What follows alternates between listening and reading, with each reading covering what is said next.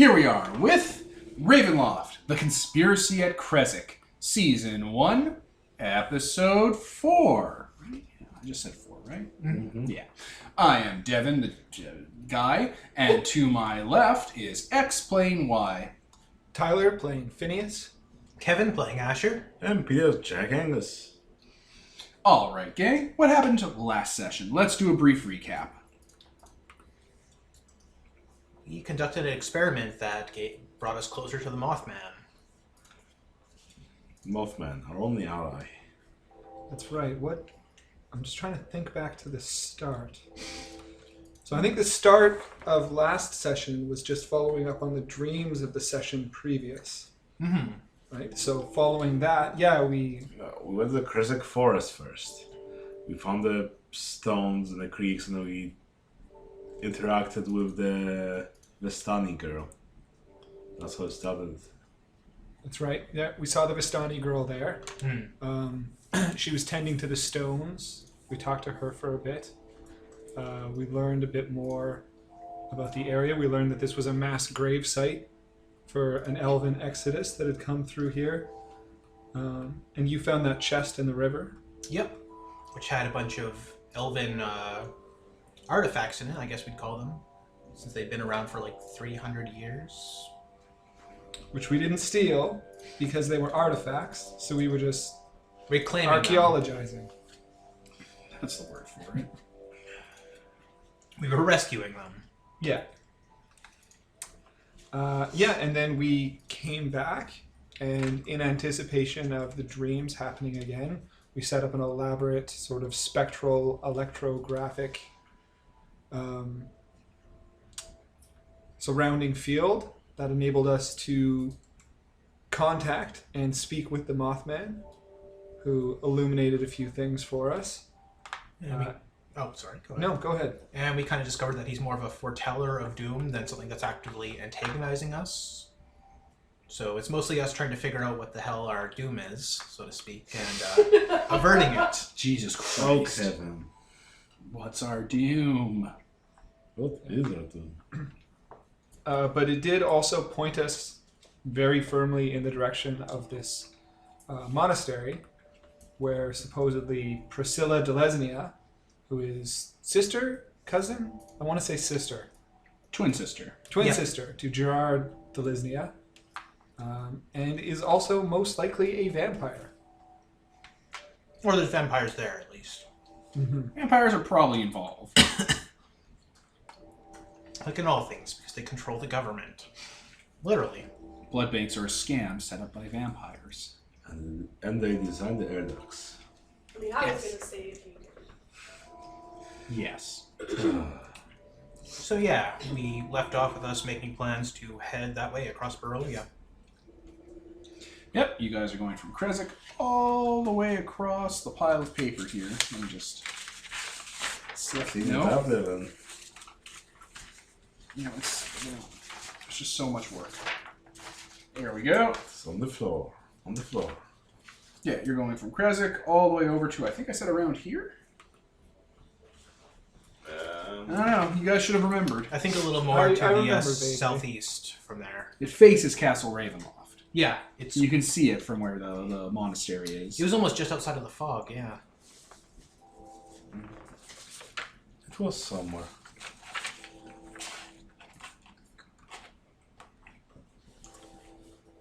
But yeah, we have to pass through 2 other towns to get there, if I recall. Yeah, and we were hoping that we would be able to gather a bit more information as we drew closer and closer. Yeah. Because one of those towns has to have information on the monastery. I think we figured out it would take us about a week, 2 weeks to get there. Yeah, with, ideal conditions. Going through the Svalich Pass. Yeah.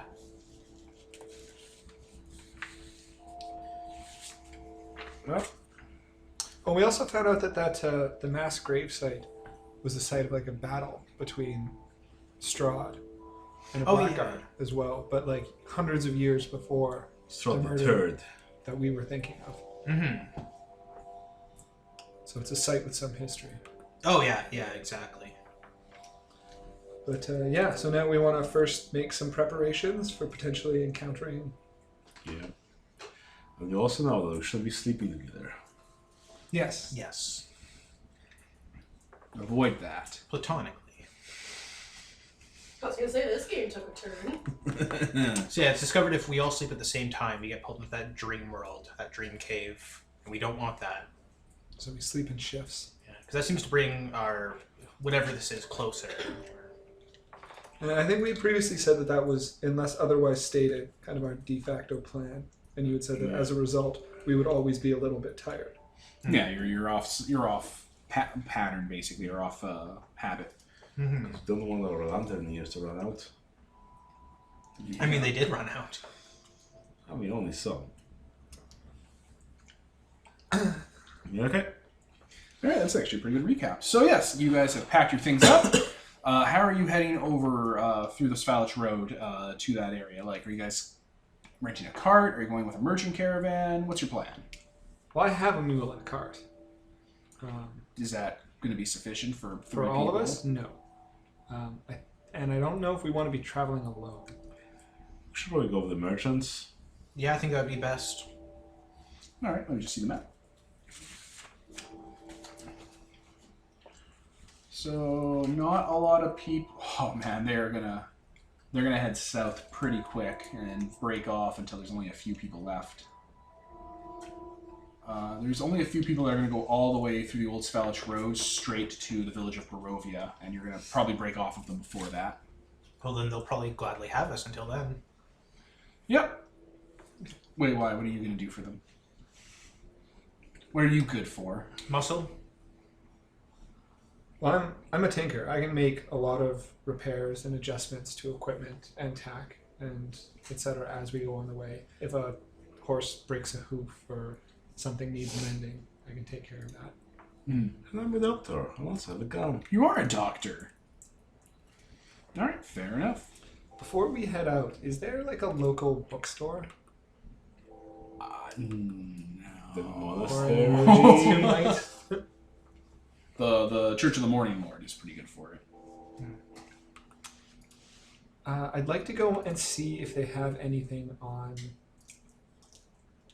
sort of general knowledge on the life cycles and care of moths. Has anyone done a study on that? Or any works? No. Unfortunately, no. I am sorry. That is Oh, too obscure. it was worth checking into. That means I'm you gonna. can be the first. Yeah. You do it. That's not a bad idea. I'm sure people that'll be flying off the shelf.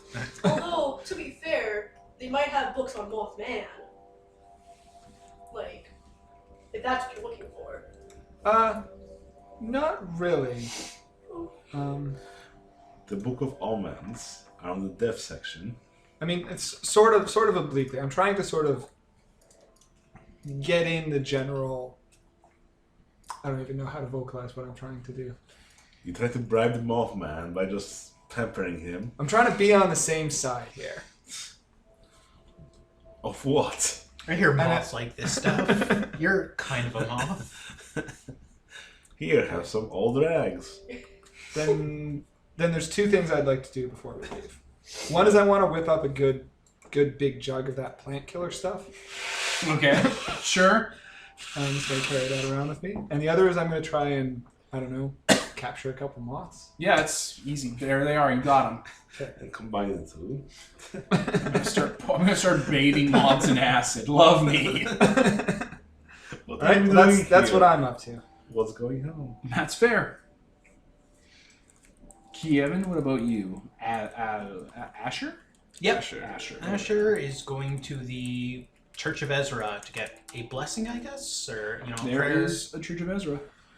Yeah, he grew up in one. He's going to go there, and All right. What sort of blessing are you looking for from him? it's kind of one of safe travel and whatnot. He's going on a dangerous journey. He's not going to go into specifics because telling them he's going to a place that might have a vampire sounds like. Kill me when I get back. Yeah, basically, it's like if I come back and I'm acting weird, that's clearly a sign that I'm a vampire. So make sure to decapitate me and bury me face down. He probably did this a lot when he was doing caravan rides, or caravan guarding. Is basically, give me a blessing, so for safe travel. So yeah, just a basic blessing. Yeah, all right. You can get alms or whatever. They'll like bless you. You know, do the whole Ash Wednesday thing on your forehead, sign of the sword, cross guarding blade. Yeah, basically. Just that kind of thing. That's what he's gonna do. They don't obliquely look at the donation box, but God is looking at you. Yeah, Asher dumps like a. Let's see. There we go. 20 silver in there. I'm just throwing money at him. He's really bad with money. They thank you very much, and yeah, they give you a blessing and all the whole thing. Church of Ezra. Remember that, listeners? Yeah, I remember. So, and Peter. And by Peter, I mean Jack. Jack. Got it. Got him 3. Well, I'm just preparing with normal, rations, packet of medicines or whatever, whatever will be needed. Got your gun ready? Yes, I got my gun ready. Shoot yourself in case you get turned. Is anyone going to sharpen stakes? I don't know. You could probably pester the Church of the Morning Lord. They might have like. And then again, they'd probably be like, "What the fuck are you doing? We have groups specifically for this. Don't go." They do not have groups specifically for this. They do not talk about hunting vampires. That is not a thing they're about. Okay. For big wolves. Are you trying to get them fucking killed, you piece of shit? Do you have the stuff? You know, I hear you're a guy we can go to for stuff. Do you have long stakes you put people on, but shorter version? Sharpen a table leg like every other father who's lost a daughter. We can't just go up to them and be like, "Give us holy water, holy man." Give us your vampire kit. There's a tiny old man inside called Rudolph Van Richten who's ready to go. You can't have the squeaky voice. Just like open it in front of a vampire and he leaps out at them. Whoa! Do you have any sunlight in the bottle? Sunlight in a bottle. I know, like Silmarils or something. Silmarils. That's an excellent idea for an invention. Start working on It's that. called the sunlight cannon. I call it the sunlight cannon. I filed the patent under Blade 2.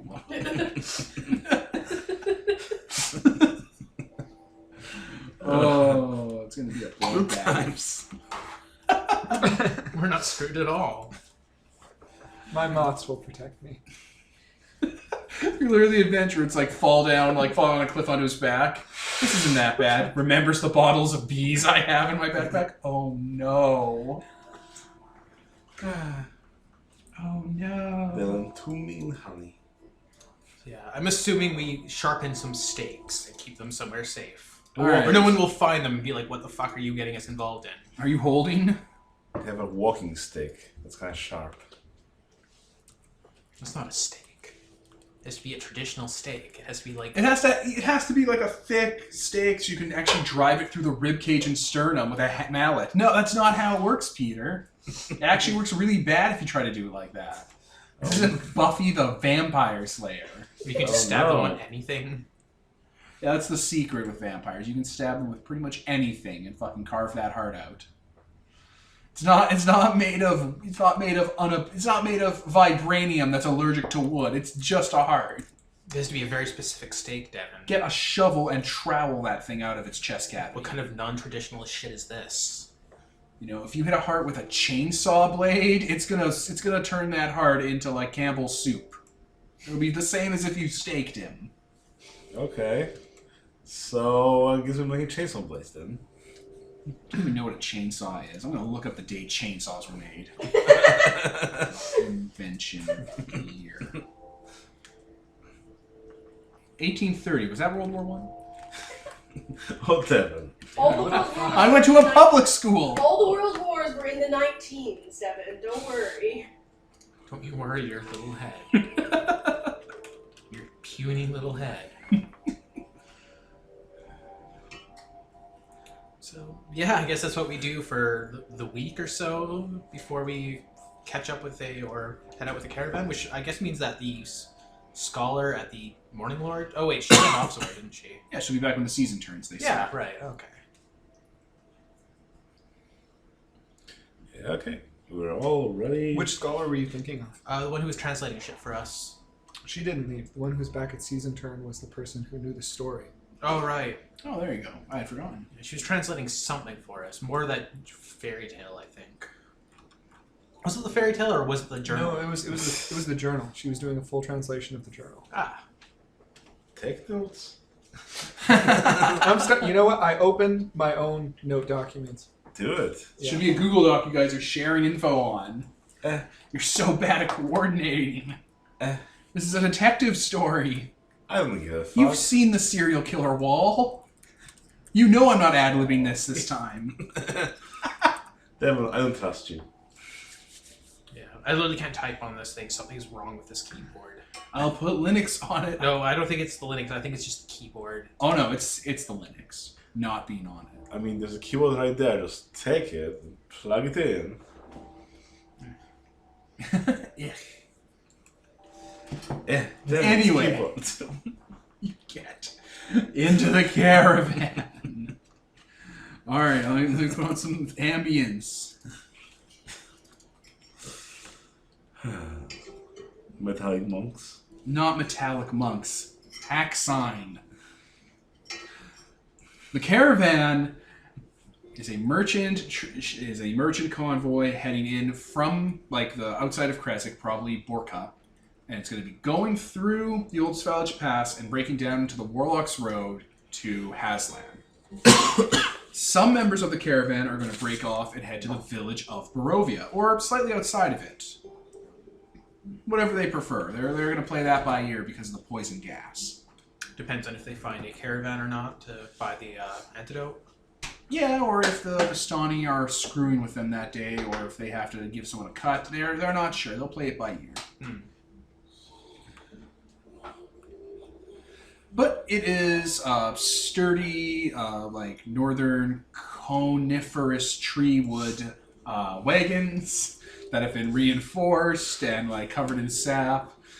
There's like intricate carvings of like bears and elk on them that make them look like they're very, stout. The wheels have been shod with iron. There are awnings built onto them, and there are large draft horses, workhorses, that are hooked up to them. They have like, blinders on and whatnot. The people here look like they're the salt of the earth. They're grim and kind of, stunted, like minor people.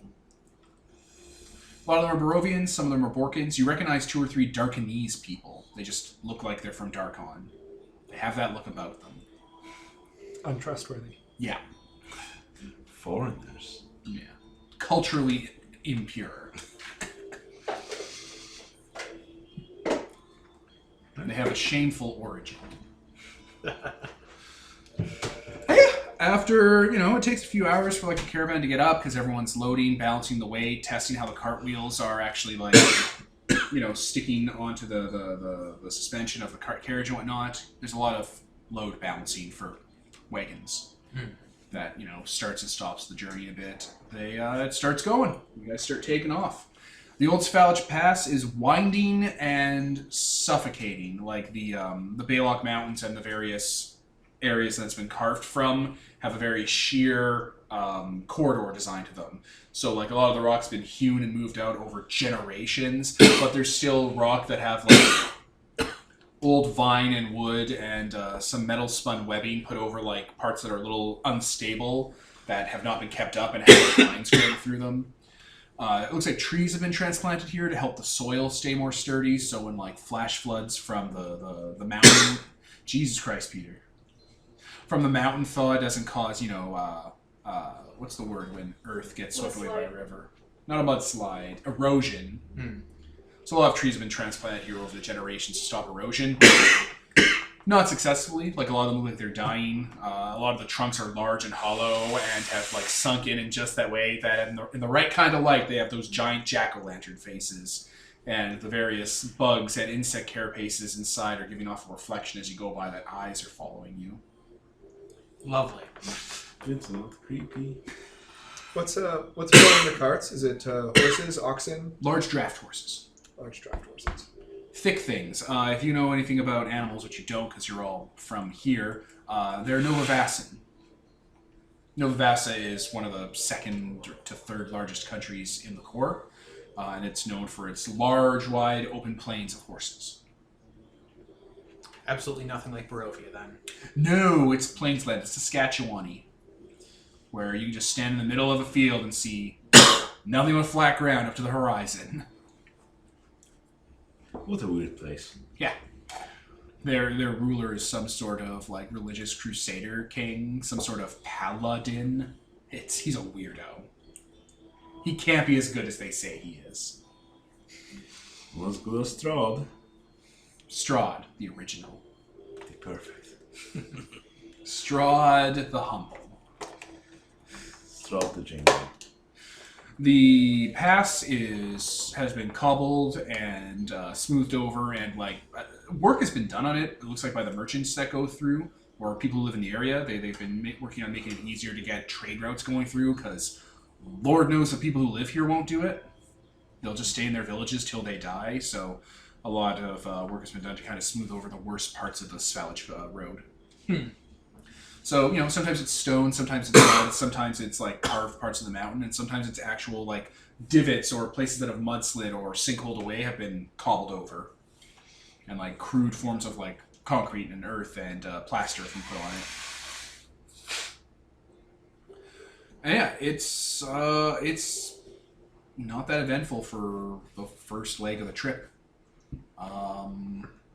They stop over at stopover points where there's little clearings and rest. People stand guard. They keep the wolves away and the carrion birds. The horses have to be put inside like a tent because one night a swarm of vampire bats descends on the area. Jeez. Some of the hunting dogs that they have didn't get in time, and they find them later that day having been drained and dead. Oh, looks like dogs on the menu. No, they burn that body. That's how you get rabies. Yeah. They know that's how you get blood madness. You're the doctor. You're the doctor. Rabies is like the deadliest thing ever. Asher just keeps his head down the entire first trip of the journey because it's like, holy shit, this is claustrophobic. This is nightmare.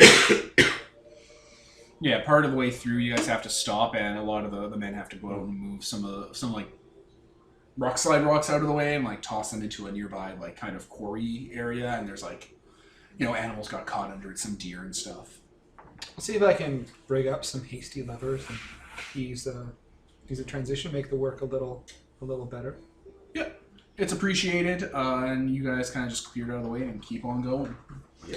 Do many people... Oh, sorry. No, go ahead. Do many people live along the road, or is it all just hamlets and whatnot? Like, small towns built around things like, a woodcutter's lodge or a hunting lodge or a small monastery that has like, 2 or 3 families living on the grounds. so just safe enough to exist, basically. Yeah, and you come across a lot of empty buildings along the way. A lot of cabin in the woods that used to have a family in it and tended garden, and they're just overgrown, and the caravan does not stop to go into them. No, I can't imagine. Like you go across one of them. It's a cabin. It's a log cabin with an overgrown, weeded garden that has like a scarecrow that looks creepy. With like a rotting gourd head that froze now that the thaw's coming in, sticking out in the middle. And all you hear is the ominous and kind of hollow thud of the swinging sort of bench they have on the porch slamming up against the window. Christ. I imagine brigands aren't that big of an issue in Barovia, given it's super fucking dangerous to be out at night. So. Oh, brigands are out. People get desperate when, working the land doesn't work out. So in addition to studying my moths when that's available or when the moths are active, I'd also like to poke around and examine like the draft horses a bit and the hunting dogs, and just sort of make copious notes. Sure. As well. Are you looking for anything in particular? No, just to make a study. I wouldn't mind trying to beat like a horn or something into a rough shape where when you blow through it, it makes a neighing sound. That's my goal, is to study the vocalization of the animals and their behaviors with each other. Okay. Sure. Let's study the life cycle of a draft horse. It's a lot of work. And also, like if there's anything in the caravan itself that needs doing, I'm happy to pitch in. If anything's sort of got a hasty repair or a jury solution that's in need of a more permanent fix, or something that I could repair or apply myself to, then I'm happy to jump in and do that as well. I imagine the people who tend the horses and the dogs are a little leery of people just walking up to them and checking them out. So Yeah, don't get kicked in the head. Yeah. So I'm gonna try to be personable and friendly enough that I'm not kicked in the head. Yeah, sure. There are a lot of like low-grade hasty repairs done to the caravan just because people don't know better and they don't get a lot of time to give it a overhaul. So we're able to strip out a lot of like sap-based patches and parts where they actually literally had to cut parts of the log and rebuttress it back together with sealant that you're able to just take apart and actually properly fix and reinforce. Okay. Rebalancing the wheels is a great thing when they stop for a night, because the wheels these are not comfy, smooth rides. You're constantly rocking back and forth, and it's seasicky. So I imagine between all of that, I keep myself fairly busy. Perfect. Yeah, definitely. And basically, as you've gone through and been, in an uneventful trip, the bulk of the caravans goes south, while the rest continues along they go south to the Warlock's Road, while maybe 2 caravans continue on the Svalich Road on its way to Barovia Village. Mm-hmm. Is it generally much known about Barovia Village, or is it just kind of a place nobody really talks about, given how... No, it's a place. Yeah. We'll go there. I mean, going towards where we're going is one thing. Now we'll just also have to figure out when we'll be getting back. There won't be caravans around. You're gonna die. How do people get back, actually, if they go to Barovia Village? Does the protection last long enough for them to leave again, or do they wind up It doesn't stuck kill you to go in. Well, I was Oh, it's only out. The antidote is to leave. Oh, okay. And I was just thinking about the whole return trip too, as well. And I mean, how close are we to the point where we're expecting the various clerics to be on their ways back? Probably by the time you start your return trip, depending on how long you spend at the monastery, you might be starting to see people heading back. Because we could even delay for a bit, but we might be able to catch a trip back with one of the clerics, because we know that they'll be heading there. Yeah, basically we'd have to probably camp out somewhere where, hey, this is the spot where caravans will ever stop, and wait for some more people. Or if it's a regular event, locals in the village might know. They might say, hey, around this is when they usually pass by. Well, But I we can cross that bridge when we get to it. Definitely wouldn't want to camp out, though. That sounds like That sounds like a way to get murdered. I mean, would you prefer to camp out, or would you prefer to walk in, alone? I prefer to stay at one of the villages along the way. Yeah, not bad. So camp out at the village. At an inn. Right. So yeah, they head down the Warlock's Road, and you continue on. I'm just gonna pause quickly. All right, we are back and live. So the split off happens fairly early, and it's like almost that trip and half more that you're traveling along the Svalich Pass with just those 2 wagons, where the wolves are getting a lot closer, and there's a lot less of you to fight them off. Oh no. But unmolested, you make your way through the Svalich Pass. I think the Svalich Pass is just along the way, isn't it? I think Yeah, it totally is. Yeah, you come across where the mountain of the trees give way, and there's a large coursing river from Lake Zarovich burning through, and there's a huge stone bridge shod with iron grating on the stonework that's been covered with rock on top of it, with huge military iron gates capped with gargoyles and faceless soldiers on either side that are open. Okay. So, if you were to go through this pass, the gates could just swing shut and keep you here. And there's it's like that thing. And that heads on to Barovia Village. Nope, it heads into Valakai. Ah.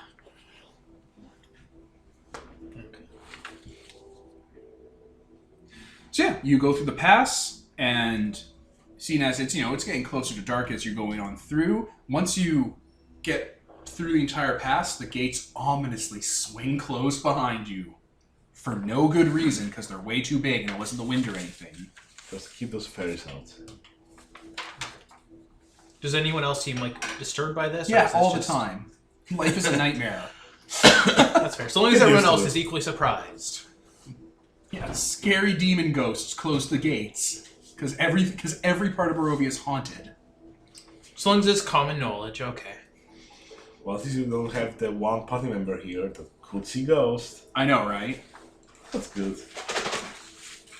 Yeah, after you get past the pass, the mountains give way on the northern side, if that's how the map rose goes, into forest and kind of raised landscape. And the Luna River is what it's called. And yeah, you can see Lake Zarevich from where you are. It's a freshwater lake. And there's an entire city built on the coast of it that you're heading up into to drop off by the city, Valakai. Cool. It's one of the more cosmopolitan areas of Barovia. It is the cosmopolitan area of Barovia. Kind of the capital of Barovia Village didn't exist? Yeah, kinda. What? Kinda. It's a large freshwater village. There are little islands on it that are boreal and forested. You can see various buildings kind of outcropping, covered up by nature on those islands, including an old spooky castle with fog hanging around it. Oh boy. And yeah, as the sun sets, you make your way into Valakai. What do the people in my village say about the people in Valakai? They're disgusting. They're lazy. They don't know what a good hard day's work is. They're shifty, and you shouldn't trust them. Gotcha. Spoiler alert, you can find and replace the word Valakai with literally every other village in Barovia for that opinion. Gotcha. I mean, some universal truths are always. My god. Yes.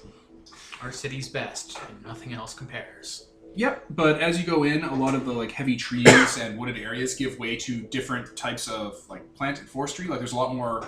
The Svalich Road has a lot more forestry, or not forestry, but a lot more agriculture land.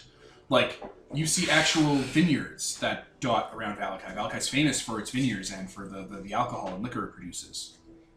Oh boy. Yeah, as you're going through, it's just big estates and walls and little pass roads and farmsteads that you can head into where people grow all the different types of fruits and plants that make the famous Valakian liquors. This area looks civilized. Which is probably something we haven't seen in a few days now. It's much more civilized than Krezk. Huh. Krezk's a military fort. Valakai was a nobleman's aristocrat estate that blossomed out and got bigger over time. It's like a skiing and hunting chalet. So that castle's kind of the center of it all, then. The castle's on the lake. Oh, okay. It's like a spooky ghost castle on the lake. Don't go there, it's full of ghosts. That is not the centerpiece of this village. Oh, okay. And how far away are we from the monastery still? Oh, super far. This is where you're holding over for a little while. Okay. But yeah, Valakai is divided into Upper Town, which is built around the nobleman chalets and the hunting lodges and the mansions, so many mansions for the burgomasters. And Lower Town, which is kind of this town that's built around old Turk construction that was left behind, and it's kind of a little less fancy because the Turks set up battle fortresses and citadels. And those citadels you kind of get from just, what's the word, osmosis, is where the Burgomeister houses his family and stuff in the lower squandering areas. Because it's a defensible fortress. Very Middle Eastern Muslim kind of architecture, because that's what the Turks were patterned after. So a lot of domes and spikes and towers and prayer steps that are still around. The town never tore them down. Probably a lot more colorful than we're used to as well. Barovia is colorful, really colorful. Really? People color their homes with gems and paints and dyes all over the place. Little squalid, stupid, crappy medieval huts that people in Barovia will have giant, intricate flower murals made of precious stone and paintings on them, or summer days and stuff. So they just dress really conservatively, I guess. Most people wear black their entire life because it's tradition when a family member, no matter how extended, dies, you wear black for 2 years. Oh wow, so just people are constantly dying, so... Okay. Barovia is a nightmare. For some reason, I just kind of looked at the clothing and I was like, yeah, that sounds like everything. But no, that's kind of neat if it's all really colorful. And, Yeah, and Valakai is much more cosmopolitan. The roads are double wide for carts and wagons and people. There's actual businesses here, and there's multiple blacksmiths. The place is a bustling and thriving dock and fisherman quarter. Huh. Like, most of the people in here are fishermen. And there's trade, and there's vineyards, and one of the best inns in all of Barovia. The best inn in all of Barovia is here. which we probably can't afford. Not with that attitude. But, yeah, this is a bustling city. You can hear the clamor, like the clanging of blacksmiths running well into the night. There's merchant areas all around where people are trading. The wharf has, lights and little tiny lighthouses areas to, guide ships in and out. We're doing night fishing. It's a freshwater lake. So all of this together is just nothing like what people in Krezk have described it as. No, this place is fucking gorgeous, and you're a goddamn peasant to live in Krezk. Immediately get A that gross, dirty, lazy peasant. It's just like, holy shit, this is so much better than anyone has ever said. Let's move here then. It was one of the places you could have lived. Could have. Yeah, could have. It was too big. There's also a We feared the graveyard. lake, and we were right to fear the lake. We feared the lake. I always fear water in any game. Right? Yeah, as you're coming in, because the upper and lower place are kind of separated by height, because Valakai is built in kind of a rolling hill. You actually can see the graveyard from here, which actually has a large, fancy, gauche mausoleum built for old emperors. Huh. How long are we staying here for? Before the Couple caravan? days. Couple days? There's trading to be done here, and they're going to probably pick up people who are heading to Barovia on the way. So you guys have time to hang out and get into mischief. Asher's going to try and find work while he's here. Yeah, Between exploring everything. Yeah, you could be a dock worker or a shipwright for a day. Or a couple days. I wouldn't mind trying to make some coin myself. Yeah, there's a lot of industry here, and also sages and cartographers and bookstores. I'll need coin for the bookstores. This place has actual sages and astrologers, like the ones that aren't fake, the ones who actually study the stars and stuff. Not the ones who make navigators and horoscopes. whatnot. The Nice. music of the spheres. Yeah. Also, you can read, so you could probably just work at one of these libraries or something. Yeah, but my trade is as a tinker and an inventor. So I mean that's what I'm most comfortable doing. yeah, Doing there's general repairs. there's and such for mechanics here, Yeah. people who work with machinery and stuff, like bellows and repairing repetitive stuff. people. So I'll try and see if I can get any of that. Yeah, any of the blacksmiths here will take you. Great. Asher's going to try to find work at one of those vineyards, actually, because holy shit. Yeah, pick apples or whatever it is that alcohol's made from for the day. Just do it for 15 hours, whatever. Yeah. I probably saw a little barber. Yeah, they got barbers here. Listeners, if you're not aware, barbers were basically doctors. Yeah. The reason it's red and white is because that's for all the blood, because they'd be pulling teeth out and stuff, because they were also dentists. Yeah. Give you a shake, pull some teeth. You got ghost in your blood. You got ghosts in your blood. Here's some heroin. Also, a shave. Yeah, it's the reason why Sweeney Todd, the movie adaptation, was fucking dumb. Because there's a scene where Alan Rickman is getting a shave from Sweeney Todd, and Sweeney Todd had just cut a dude's throat and killed him, and he had blood on his outfit, and he's trying to hide it so Alan Rickman doesn't notice and realizes that he's a serial killer, and it's the dude's a barber in shitty industrial London.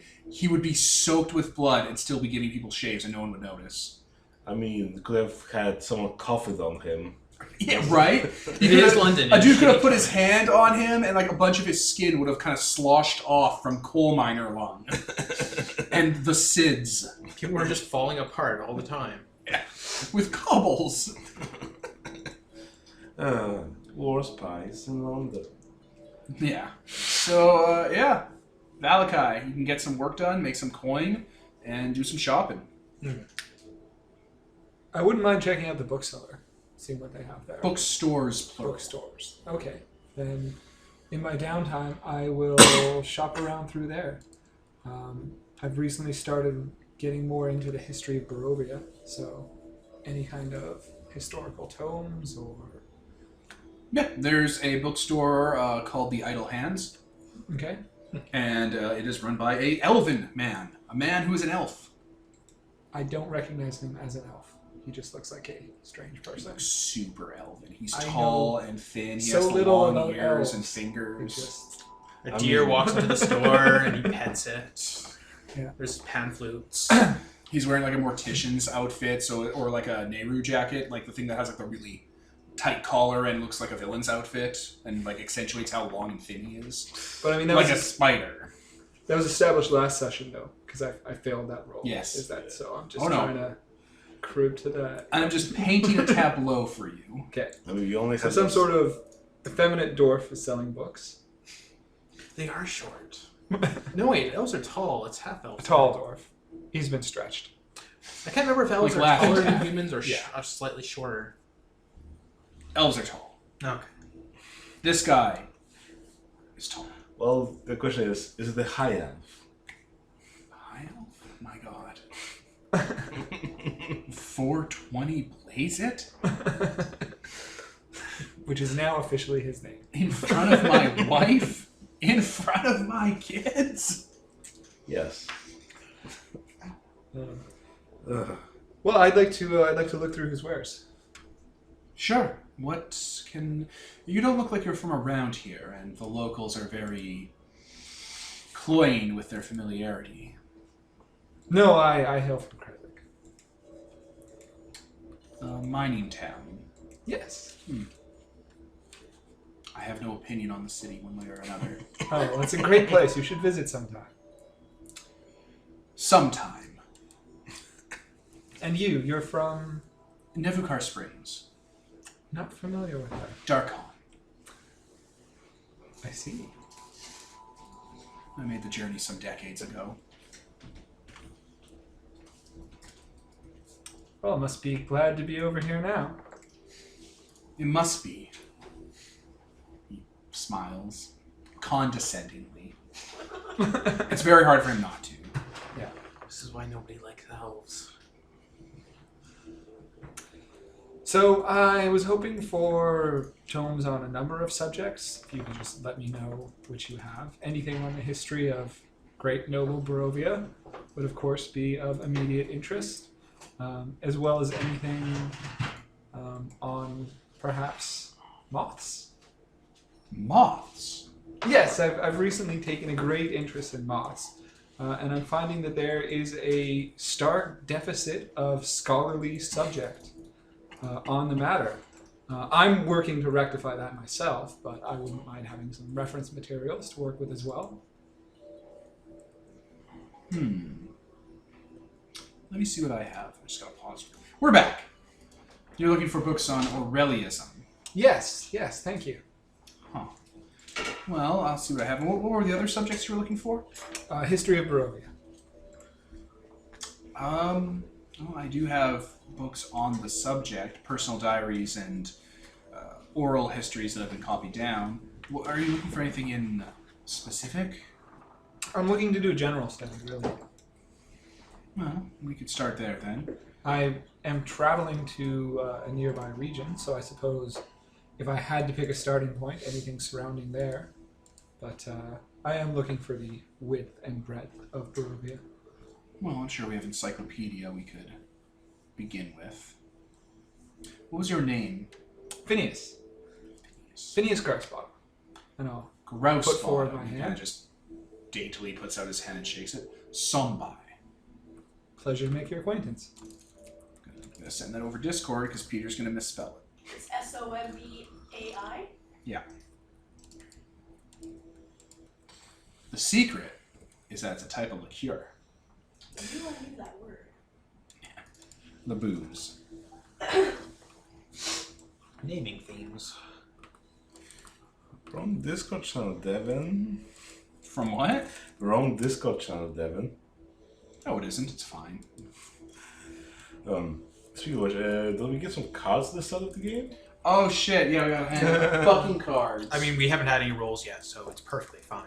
I'm all just, right. Pick a card. Pick a card. Da, da, da. Oh shit! Fuck! Damn it, listeners! You can't see what's happening, but it is not ideal. Devon, his fat fingers. Yep. Yo. 5 across your face. Pick a card, Peter. Yeah. Better you than me. Yeah. You're having troubles there. Alright, you guys got your cards? Yep. Pick a card, he screamed as he died. Well, I got better you than me, which means like if I get hit and there's some character nearby, I can redirect the attack to that person, even if it's an ally. That seems Of like course a you perfect card did. for yeah. Of course you got that. I got out of the frying pan. Play to avoid death, capture, or some other bad situation for your hero or any ally. The situation leads to some new trouble, however, as determined by the GM. Oh no. Nice. That's a good one. I got sudden death. Nobody move or I push the button. Your hero must do or say something that gives his foes pause. All foes within 12 inches lose their next action.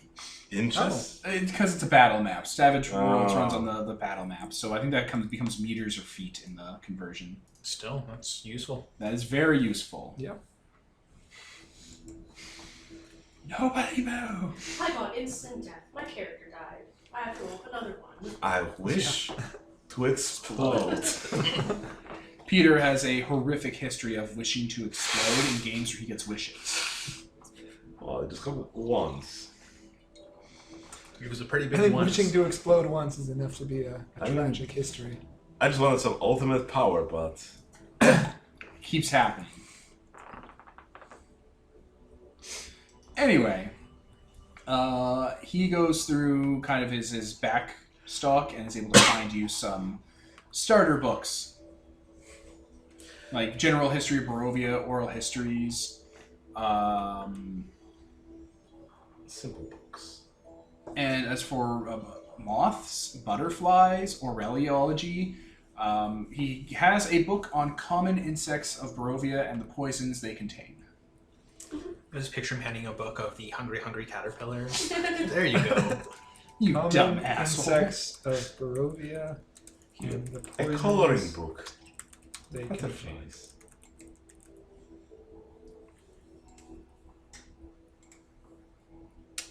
Fantastic.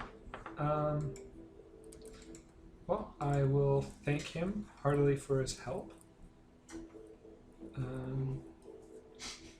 Hardly. Sorry, I was just writing that down. Yeah, no, I'll thank him for his help, and I'll say if there's ever anything that he needs from me, I'd be happy to return the favor, and I'll ask him how much it costs.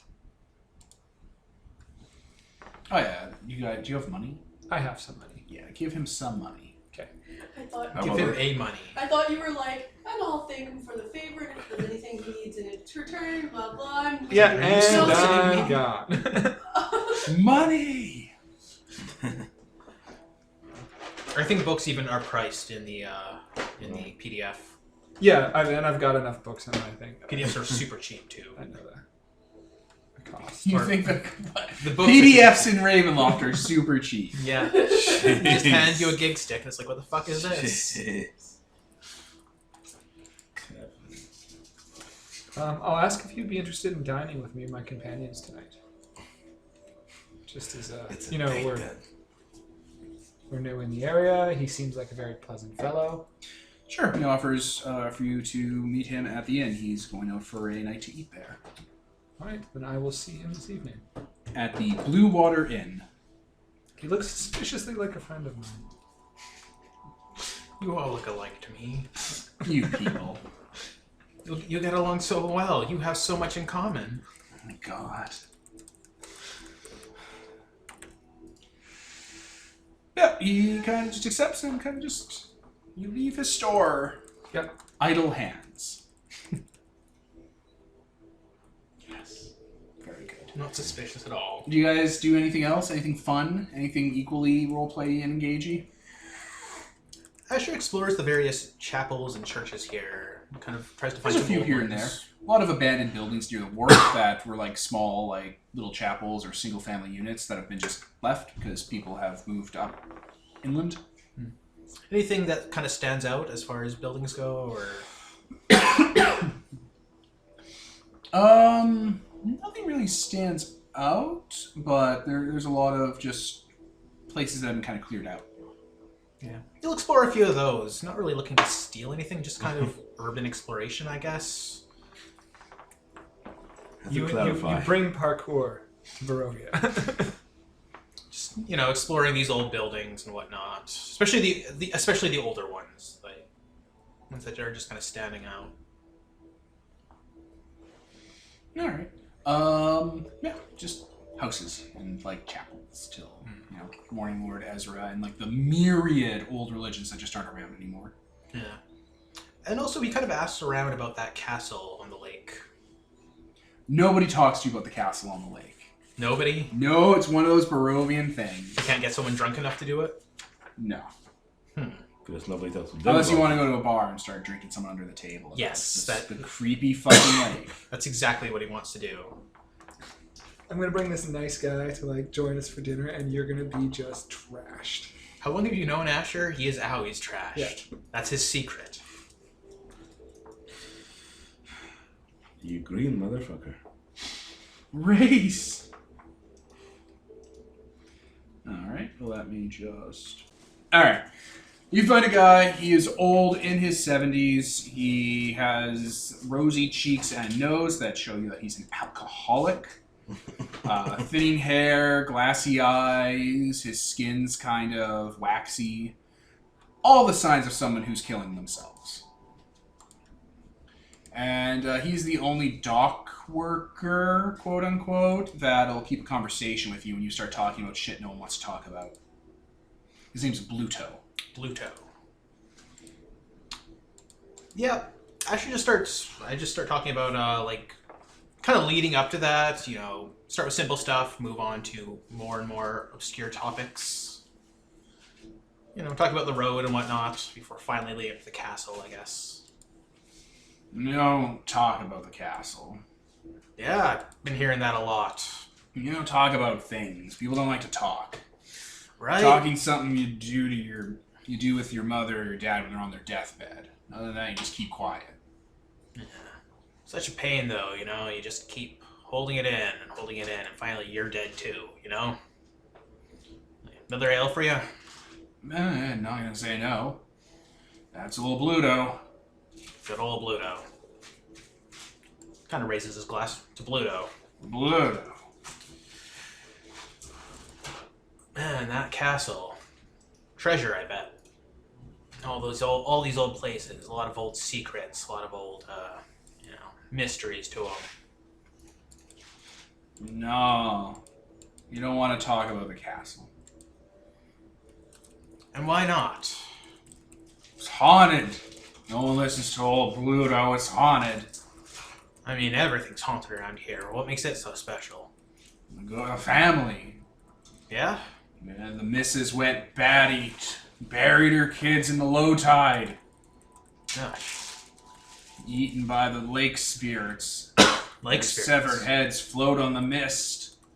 Taking down boats, tricking them like they're drowning victims, but there's nothing under the water. Children in the water, eh? Helping the lake spirits and the fishmen. Fishmen. Fishmen, they come and they take your daughters and your women at night. Yeah. You got family? Women don't got a family. So, what happened to the castle But after that? They just, what? You mark my words, little boy. You stay away from Castle Strigoi. Strigoi. It's Romanian for vampire. I see. So what, after the Mrs. went batty, they just closed the whole place down? No one goes there? And close it down, no one goes there. It wasn't a tourist attraction.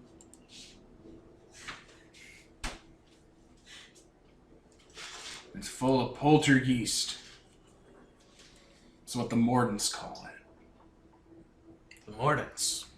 And came through, did a study on places, said it was a natural impression of feelings from the dead.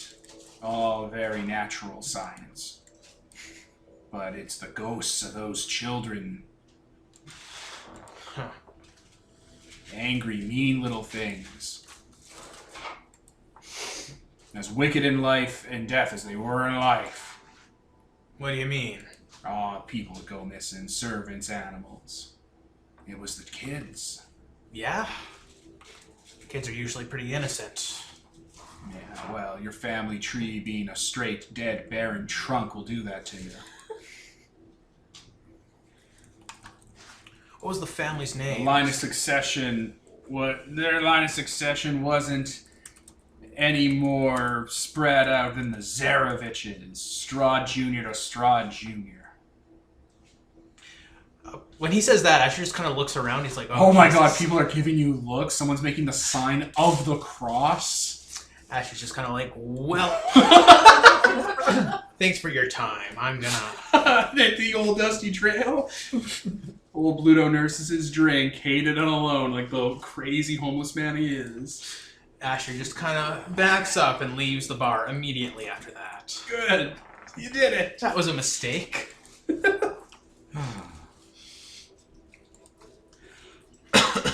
The family name were the Strigoys. Okay, that makes sense. Castle Strigoi. The family vampire. Those assholes. It's Romanian. It's literally a Strigoi. It's a mythological creature that literally is where the vampire myth originated from. Mm-hmm.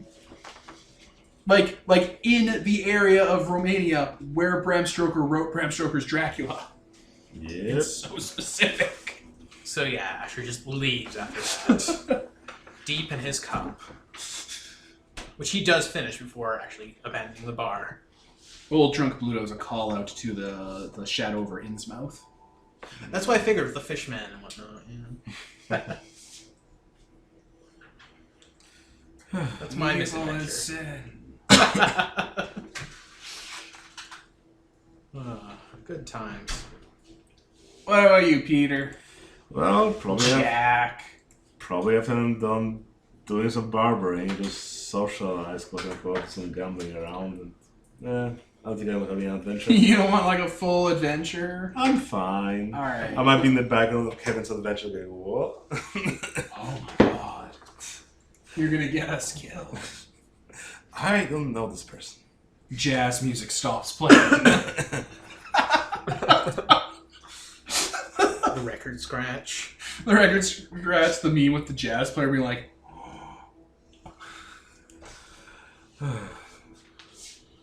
if this was Mask of the Red Death, which is just, 19 Pulp Adventures Earth, that would exactly what would happen. It'd be record scratch, jazz music stops.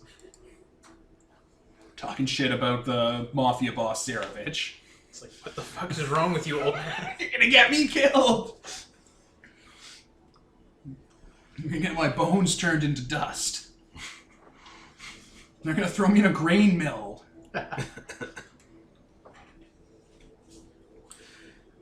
Yeah, so that's our... Alright, you're running the what do you call it? The barber shop? Yeah. Where, you're helping the barber out and stuff. He's like, oh yeah, oh well, look at all the stuff you're using to null pain. Anesthetic theory. That doesn't exist. They're like, oh man, that's great. I mean, yeah, or we could just doing it fast, like a proper barber surgeon. Yeah. Hey, you notice the kid that's around here, the little greasy little urchin that's helping you? She's collecting the teeth. That's nice of her. Someone needs to clean up.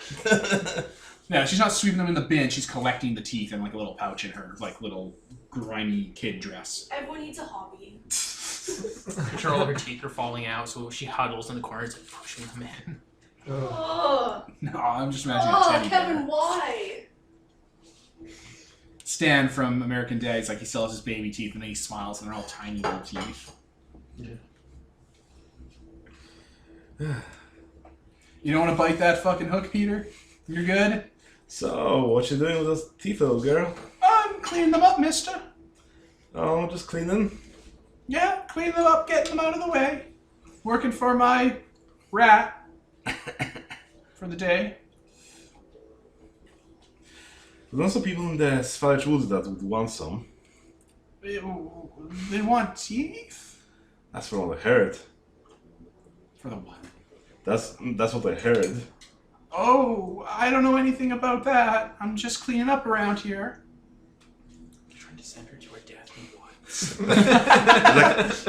Are you working with them, girl?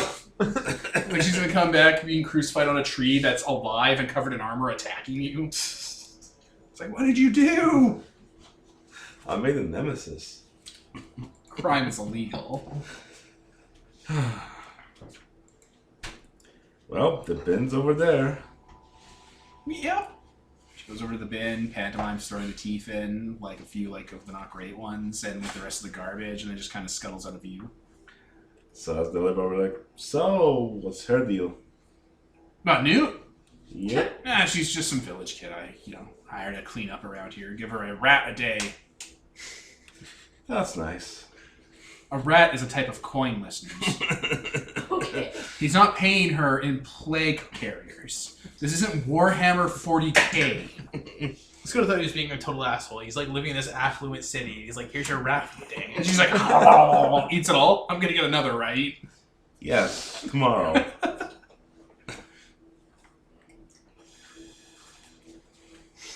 Yeah. Yeah, she lives at the orphanage. Okay. Don't know how to buy this. You just follow her, find her secret treehouse where she has a teddy bear with a mouth that's covered in human teeth. I mean, That talks to her.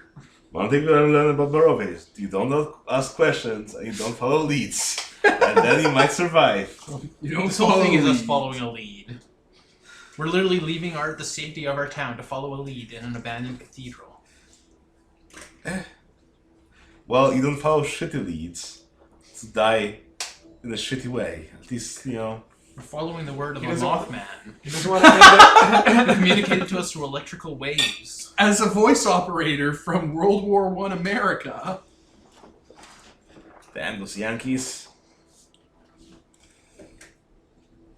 Yeah, I just continue. Newt scuttles away to her weird arcane cult society. Valakai is lousy with wizard cults. Jeez. Lousy with them. Alright. Well, in that case, the three of you meet up after a hard week's work. What's up? You wanna go have your dinner with the elf? Yeah. Sure. Let's do it. Broach it to the group. So, as I was working, well, as I was working, but after when I was in the bookstores, I met a very friendly man-ish person named Sambai. He's a bookseller, and we made friends, and we're going to have dinner together. Would you guys care to join us? Yeah, look at you being all social. So, do you mean you're paying? I'm paying for myself. Oh, that kind of dinner. Okay. Oh. I see. I thought you were inviting us for dinner. Yeah, I've got a bottle of wine. I can, contribute. Well, I earned my way, so let's all celebrate. So, where's the dinner at? It's at a local inn, a favorite place of his. He said he would be going there. We could join him. So Cool. All right. Let's go. we head on down to the inn. What's the name of the inn? I told you its name. The Blue Water Inn. Yes. The Blue Water Inn is a nobleman's hunting lodge. It's a nice big aristocratic estate. It has plenty of people inside. Hustle and bustle. Large bay windows, roaring fireplaces, mounted trophies everywhere. Art and sturdy tables and a nice rich tapestry of culture tied into the place. Do you guys want to get a normal meal, or do you want to get one of the meals that they serve in the private dining halls that overlook the lake at twilight and looks gorgeous? There's literally painters in one of the rooms turning out masterpiece after masterpiece of that view. Well, where's Sambai going? Oh, he's just, he's seeing what you do. It's a test. How expensive is it? The real question. Yeah. It's a gold. Or a, what do you call it? A wolf tooth? A red balloon? Guess what I can't afford? It's only like 10 silver. Oh, okay. Yes, I can afford that. 10 silver to a gold, right? Oh. Is it? I thought it was 100 silver to a gold. Is it 100 silver to a gold? Is it? Damn you, economics. Peter, you should know this by heart. Go, go, go, go, go. It's not a standard unit of anything. It's like 100 pennies to $1, 4 quarters to a loonie. Yeah, but silvers aren't pennies. They're silver. Yeah, they're don't. So, what, 100 pennies is a silver? Or 10 pennies is a silver? What the fuck is the conversion rate in Ravenloft? In Barovia? Oh no! Alright, let's pause, listeners, while we figure it out. Yeah, okay, it's 10 to 10. So 10 copper to a silver, 10 silver to a gold. Okay, that's affordable. That is affordable. We haven't played D&D in forever, so I don't remember any of this shit. So 1 wolf fang per person. 1 unit of money. Okay. And the red balloons. Lucky Charms. Lucky Charms is a cereal we have here, Peter, where a small green wizard man tries to steal candy from children. Well, Oh, they He's Steal like a from him. dentist. why would he do that? A tiny green magical dentist tries to steal candy from children. Have you had candy? That's great. So his plot is to sell candied, breakfast so that the people draw, so they have to take it out Yes. and get more. You can even tell he's a dentist. He has a universal symbol for dentists on his forehead, a 4-leaf clover. So we we'll get the down fancy for meal. Put down for the fancy meal. Sure. All right. In the most roundabout way possible. After we spend like 10 minutes in real game arguing about, what the conversion rate is in the country we've grown up in. Your entire lives, you get one of the private meeting rooms, a spectacular twilight view of Lake Zarevich and Mount Baratok, and you also get a complimentary serving of Sukai from the Romulich Distillery. Oh. So it's like a bottle of this nice fancy wine, Romulich. Nice. Lich. And Asher is not dressed for this at all. Asher's barely dressed at all. Basically. Romanian liches. It's probably pronounced like Romulich or something, but it says Fucking Romulich. vampires. Fucking vampires everywhere. Romani liches.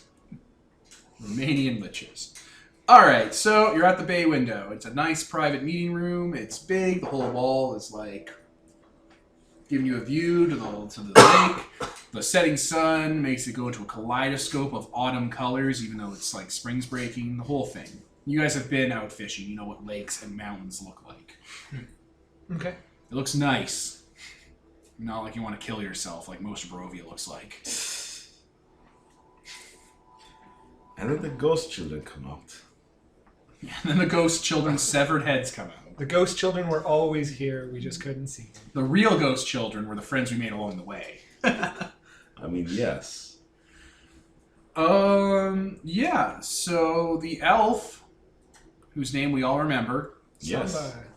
Somebody. Sombai? Yep. So, Yeah, that's what I called it. Sombai sits down and orders an assortment of not meat for his meal. Mushrooms, wine, hearty vegetable soups and stews. Do you not partake in delicious, delicious meat? No. Animals leave ghosts. Fascinating. I'm going to make a note. If you turn your stomach into a graveyard, chances are you're going to end up being haunted. Asher stares at this elf man for a while, and then orders the biggest hunk of meat they have on the menu. Oh, we're going to do the vegan thing? After getting someone to read the menu to him. OEM. Very subtly Yeah. getting someone to read the menu for him so that this elf man does not realize that he cannot read. Oh, he doesn't care. Hey, it's your fucking haunting. He's fine. You know what he's never been? Haunted.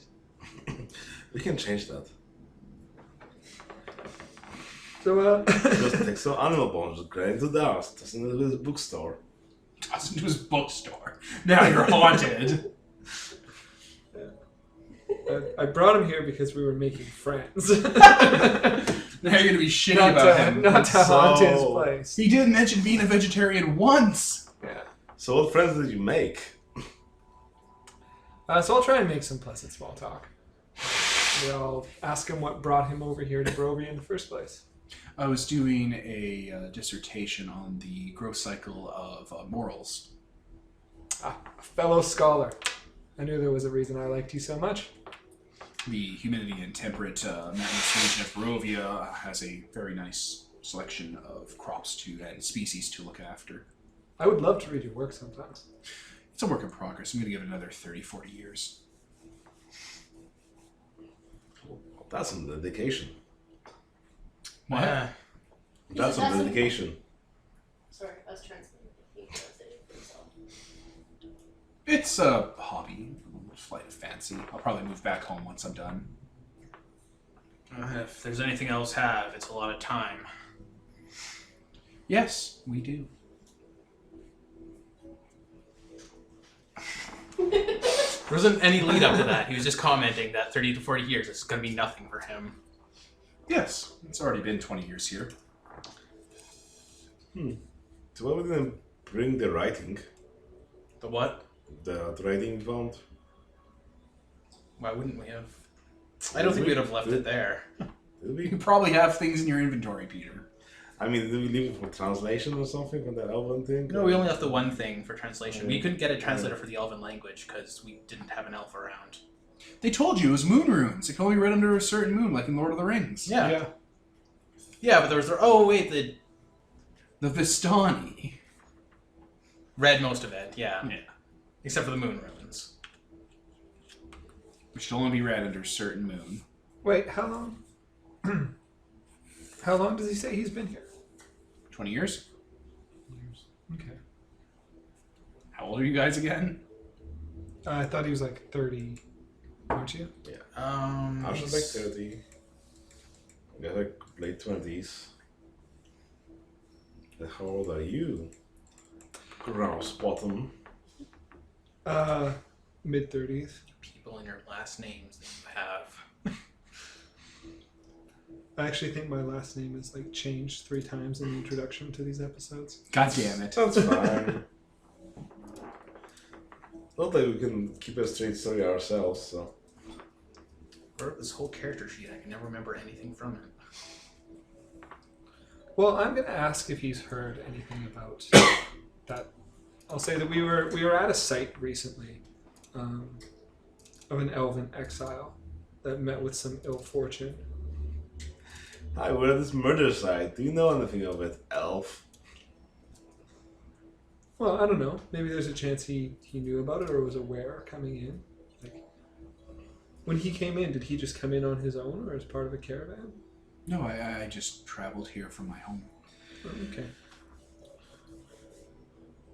This is just sort of the thing I'm doing before I inherit the family business.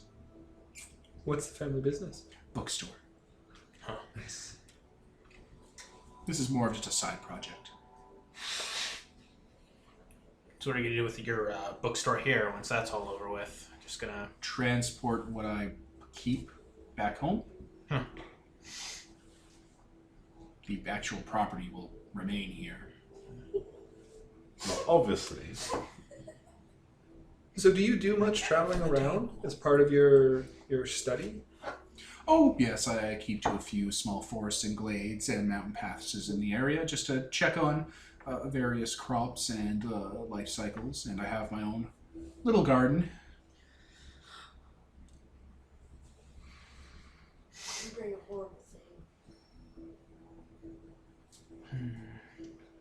I don't need to stray very far.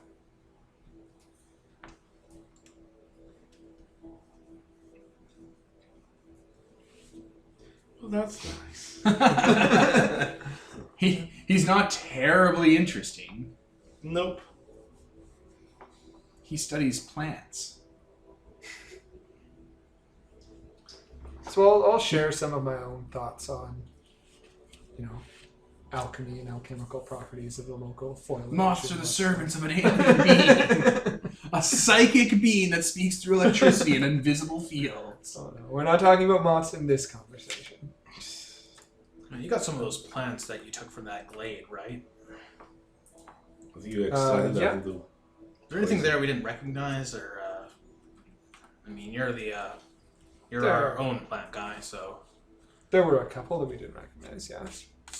I'm Okay. an herbologist.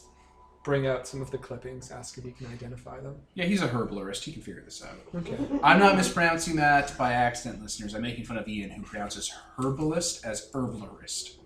Herbalist. Herbalist? Oh shit, I don't know how to pronounce it anymore. Herbalist. Herbalist. Herbalist, yeah, but you pronounce it herbalist. Oh. Alright, he takes a look and starts identifying them. Okay, I'll adjust my notes and sorry, I already copied down some stuff and fill in the proper Like, names. one of the plants is draconian amaranth. He's like, where'd you get that? I'll do murder Well, sites. if you're willing to travel, I could show you sometime. Like here in Barovia? Because that's draconian amaranth. You can't find that outside of Dark. Yeah, well, that site that I was just talking to you about. Yeah, we found a bunch of shit growing there, just from all over. All of this. If you have a map, I can mark it, or I do. like I said, I can show you at some point, but I'll mark it on his map. Perhaps I will send a letter to your home in Krezk? Krezk. Yeah, there were Vistani around the area, so I'm kind of guessing shenanigans. Perhaps.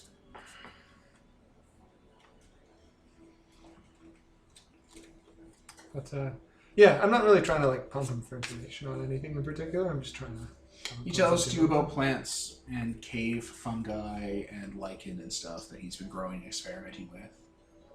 There's been a incursion of non-native phosphorescent plants in some of the cave systems he hangs around in. That's been fascinating. I'd like to hear about that. He tells you about growth cycles and clippings and different, measurements he's been taking. A phosphorescence that grows in caves. Yeah, like lichen that's luminous. Oh, kind of probably engage in some conversation talking about some medicine or plants and so on. Still trying to learn more about this place. Sure, he can totally give you information about that. Great. He's knowledgeable That's about nice. the plants. I'll write it down. Asher just gets very, very drunk about halfway through the conversation and just tunes out. Right the fuck out. He makes oblique references to animals in the caves that look like they're part plant, like they're the growths in the cave are growing into the animals and puppeting them. Where have you seen this? Around. There's a type of fungal infection that'll attack ant and wasp colonies and turn the drones into servants of the spores. And you've been seeing this with larger animals? Macro versions. The strains pop up sometimes. Is that unusual? It's well documented in Falkovnia, actually. But not in Barovia. Well, perhaps this is just a local strain. You'll find the... Oh, wait. He was about to say you'll find the Barovians and then say something awful about Barovians, but so he quickly changes tracks and goes, you'll find the local cataloging on different strains of wildlife to be somewhat lacking. There's no centralized body of knowledge that I can identify in Barovia. No schools or academies. I mean, maybe the Church of the Morning Lord in Krezk. No schools or academies.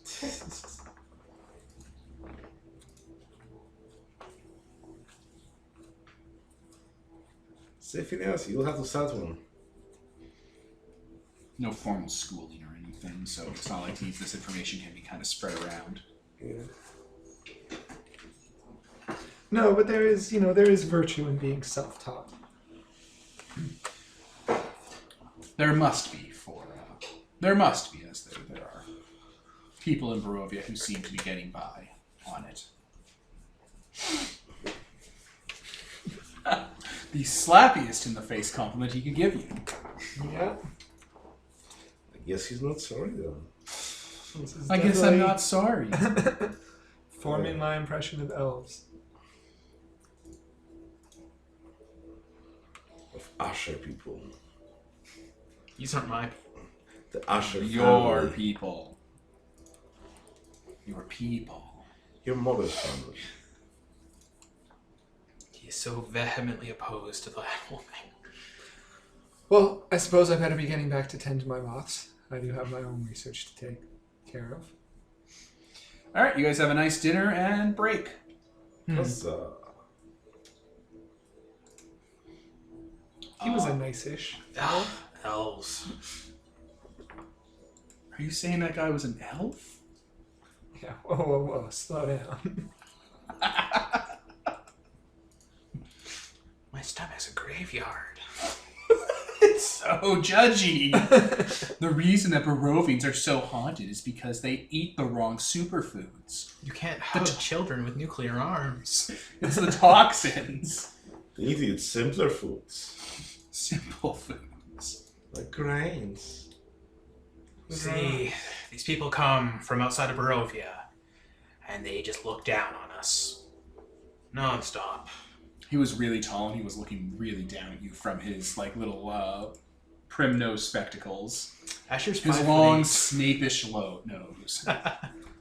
Don't worry, Asher. We all know the score. Mr. Asher, our new celebrity.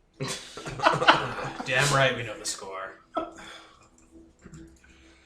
Ooh. Oh, Devin. Shit just got real.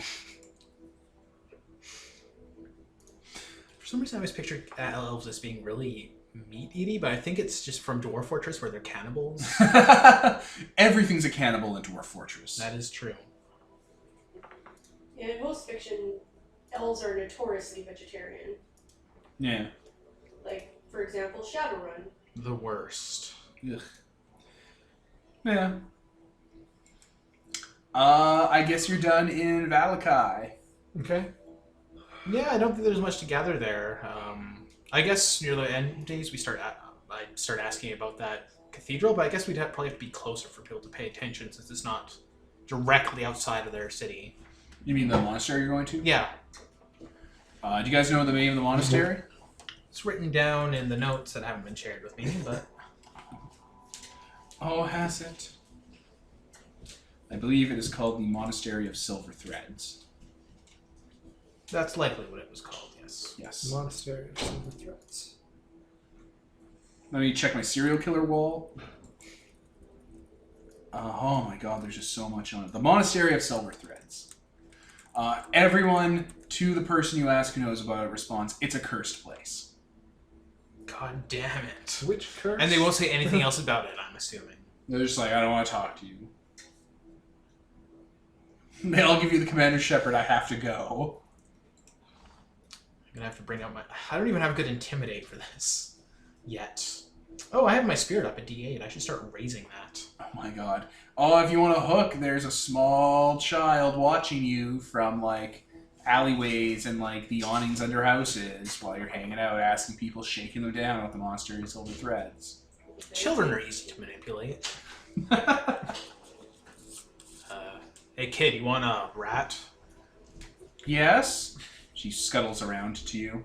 You heard about a place called the Chapel? Monastery. The Monastery of the Silver Thread. Oh yeah, it's a cursed place. Yeah, you know anything else other than that, kid? People talk. Oh, I'm not supposed to talk about it with strangers. 2 rats. I'm not a stranger. You're talking to me, right? She kind of reaches out for the money. I'm thirsty too. I was thinking it. Hey, mister, do you have any spare teeth? Asher kind of reaches into his mouth. There's just no give. Actually, probably one of them is loose. So. Oh. She kind of recoils when you do that. Yeah, it's fine. I barely felt it. Here you go, kid. Alright, she just That's grabs a pulls mole. that and puts that in her little dress pouch she has. Don't worry, I know someone who can make replacements. He's like, no, I can't. She like leads you into like the nearby kind of woods where she has like a little treehouse built in one of those spooky trunks with like the screaming faces. Following small children into the woods. There you go. Always great in Barovia.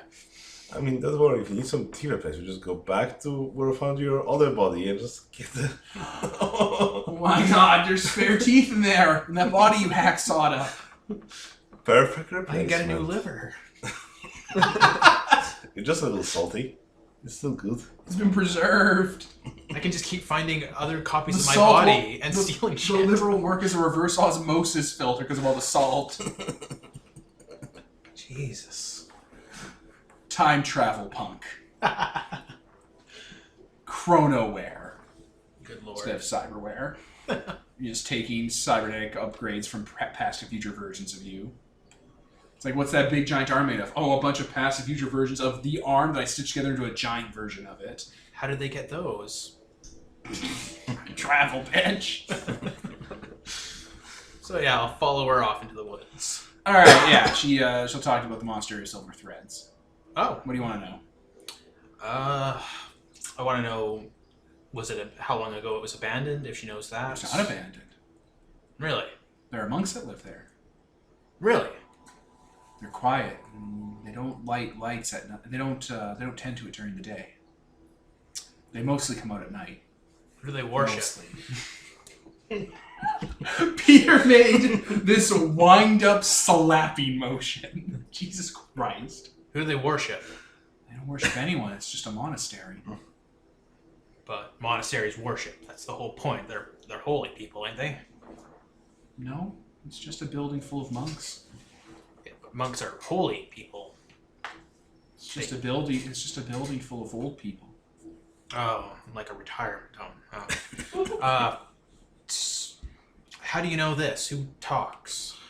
Oh, someone came through town a long time ago, ranting about it. Yeah? Some people, they were starved and hurt, and they were half dead, and they came through and ranted about horrible things happening at the monastery, a monster, and night people, and they died. Died, like here? In Just the middle of town square. They had to burn their bodies. what from? Their injuries? Huh. Alright. Has anyone gone there from here? Like, gone out to see what was going on? No, it's cursed. Did anyone specify the curse or just curse? It's cursed. Fair. Anything else you know about it at all? Anyone else might know more? Well, there was a guy who came through a couple weeks ago. Yeah? He was, he looked like, his teeth were nice. Straight and clean. That ain't usual. Like a nobleman? Mm-hmm. Was he Barovian or was he, He didn't look like he was from here. He was asking about the monastery. what's that last name? Shit. Was he asking about someone named Priscilla at all? No? No? Just asking about the monastery? What kind of questions was he asking? Same type you were asking. Nobleman from here. I'm just gonna make the leap. It's Gerard de Lisnia, because you'd Yeah. be right. Yeah, I figured as much. And he headed towards the monastery after that, I guess? Yep.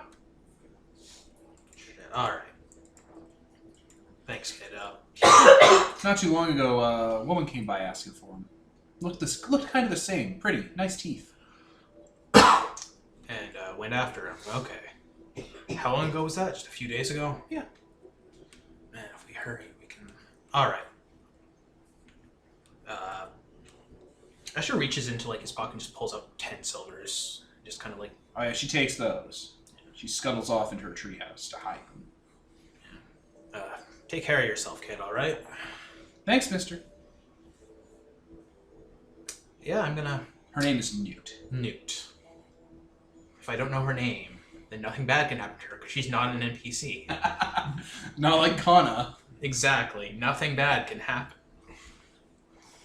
Just name a list. Pick at random. I hope you're taking notes, Peter.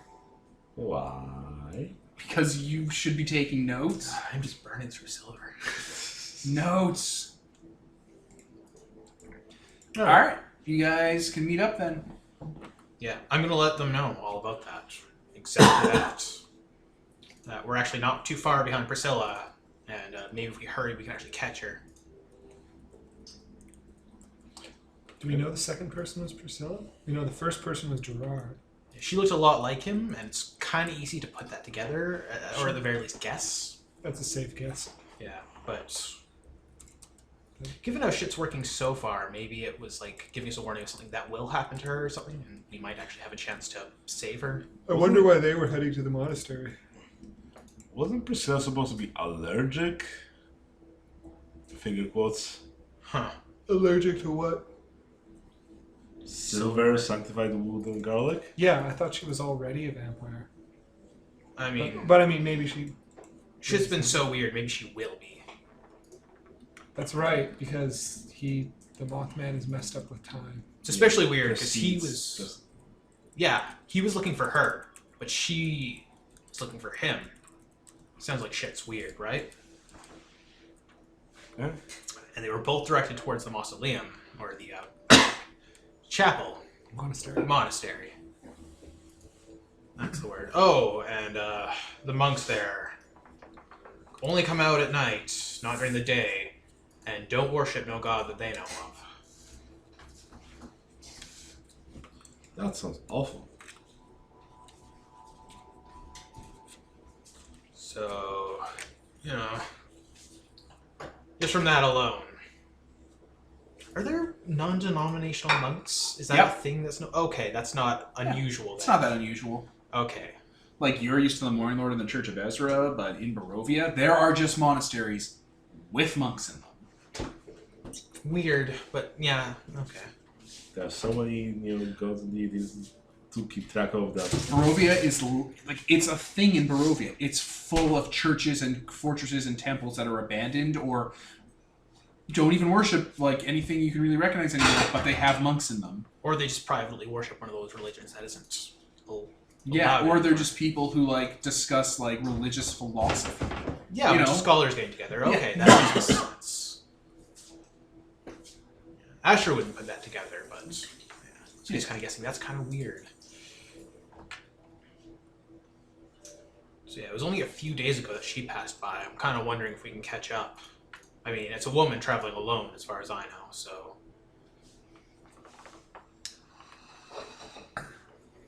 We might be able to. yeah, the issue is if we stick with the caravans, that's going to slow us down. I mean, I assume so. At least they travel at a very slow pace. It don't is a they? very slow pace, and the pass does not make it easier. What do we do when we catch up with Priscilla? Talk with her. Maybe we'll catch her during the day. That might. I mean, You ever talk to a moth? Well, yes, ish. No, to her. Oh, This will make everything make sense if you've talked to moths before. if both her and Gerard were going to the monastery and they're from Krezk, eventually they'll be going back to Krezk. it Same seems road. unsafe for us to barrel off through the forest for this person. It's unsafe for her to be traveling on her own, unless for some reason it's not, which makes it even more unsafe for us. Yeah.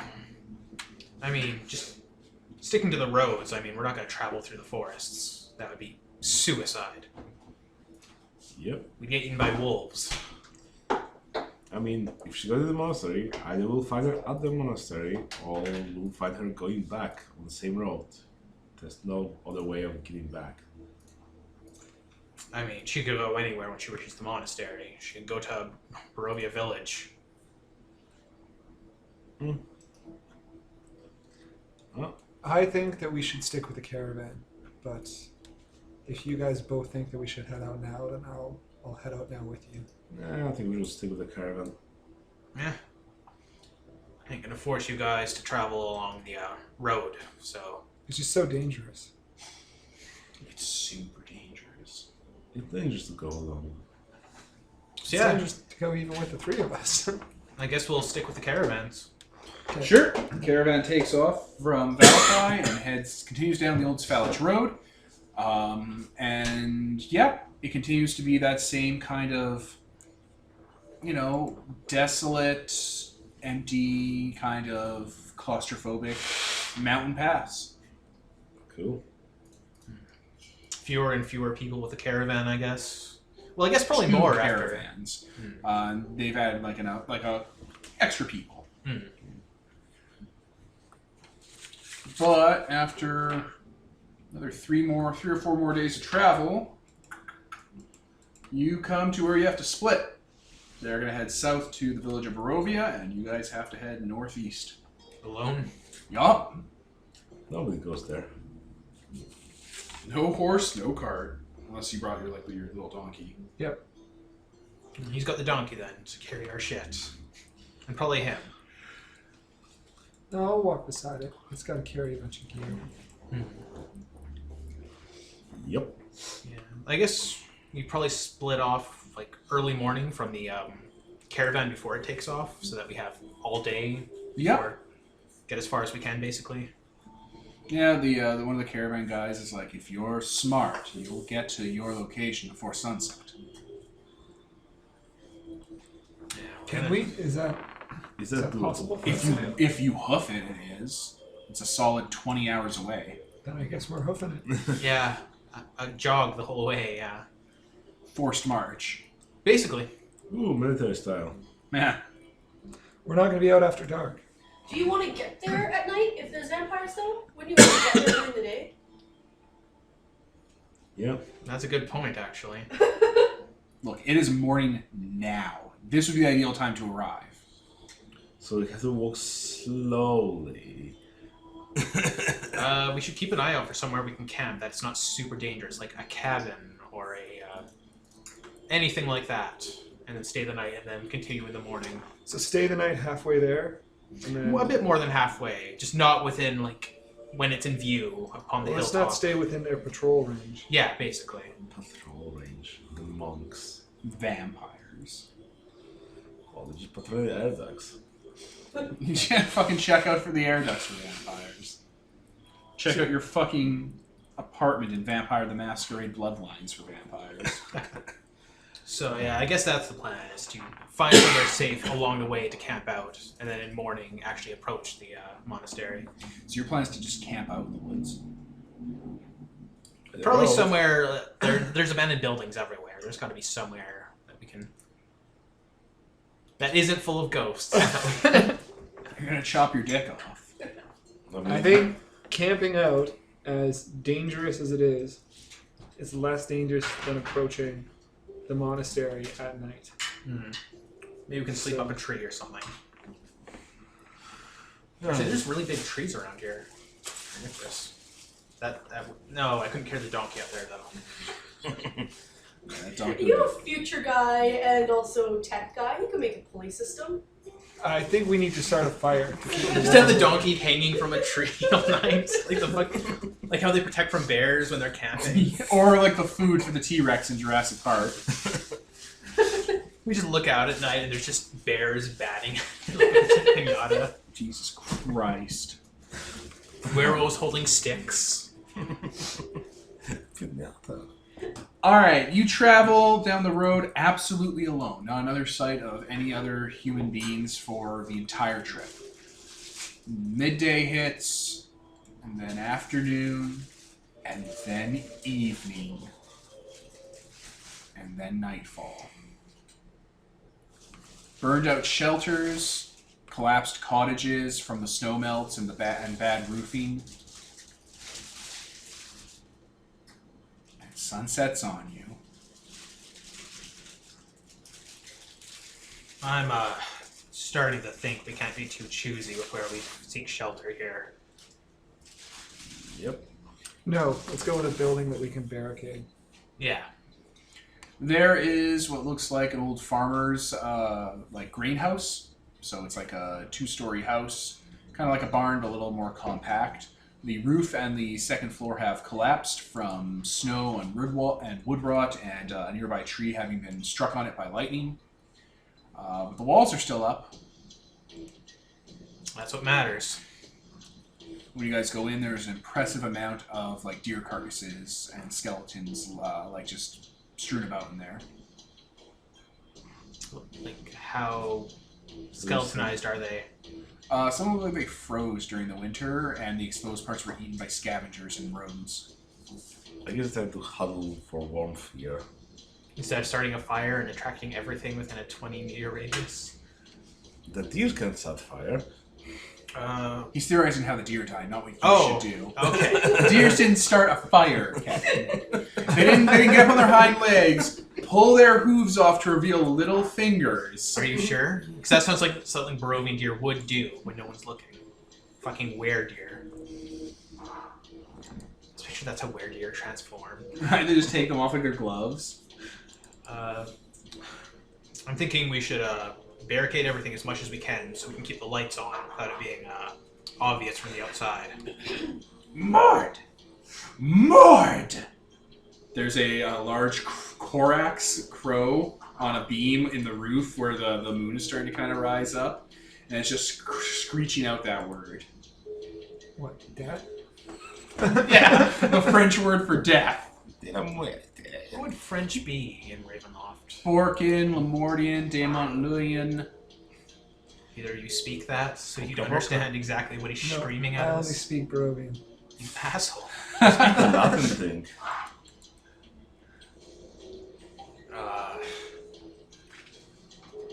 Okay, we should chew that out, probably. Oh, there it goes. It like drops a rat skull at your feet from up there. Like it drops it and it kind of goes down, hits a beam, and then rolls right at your foot. And it's a rat skull picked clean, and then it takes off. Yeah, thanks for the gift, buddy. Ominous. Mord! Mord! Let's try and patch up that Mord. roof. You know French, you Australian fuck! Do I? The word! I'm not Canadian, eh? You know what? You were a prisoner soldier. You probably picked it up. Britannian isn't that different from French. I can use my gadgeteer down trait. A suicide gun that'll kill all three of you at the same time. Yeah. Or Such a similar perimeter alarm field to what we had before. Oh. To detect if anything supernatural comes You our mean way. An evil hands on detector. a string. Yes. Well, that's fine. On a string. That way we'll only know if it's a wolf that's breaking in to kill us. Yeah.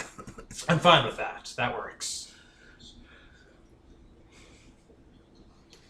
So yeah, I guess while he does that, I try to barricade everything.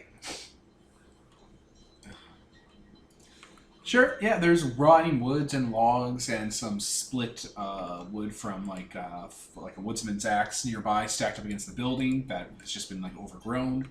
And you can use that to start. How are you going to patch it up? With what? With hammers and nails? There's probably no nails around here. I've got hammers and nails. There we go. Oh, perfect. Yeah. That's what I was looking for.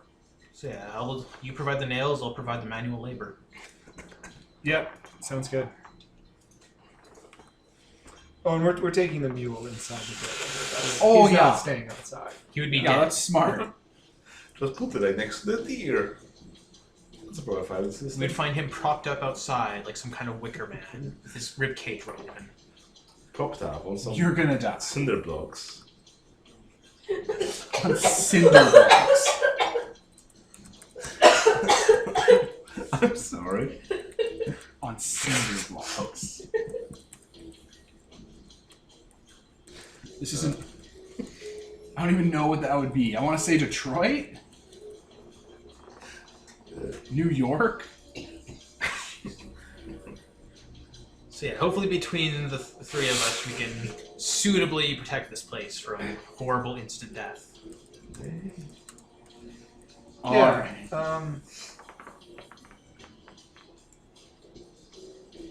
There's no way we'd be able to rig up. I'm going to try and rig up some traps as well, too. Highmore and Tish would be French, by the way. Especially if we've got the brute labor. I'm going to use my engineering edge to do some hasty little pit spike traps that will then cover over for the wolves. So do a Minecraft thing or something. Yeah, We're we're gonna Minecraft mildly this. fortified this place. You got any bells or something like that? Or like scrap metal? Scrap metal, sure. You bend those into like bells, alarms, put it near the door. Oh wait, we're gonna be taking shifts sleeping anyway, so that don't matter. Yeah. Definitely don't want to all fall asleep here. Definitely not. That would wake up God knows where. You'll be dead. Oh no. Okay, so we'll be sleeping shifts.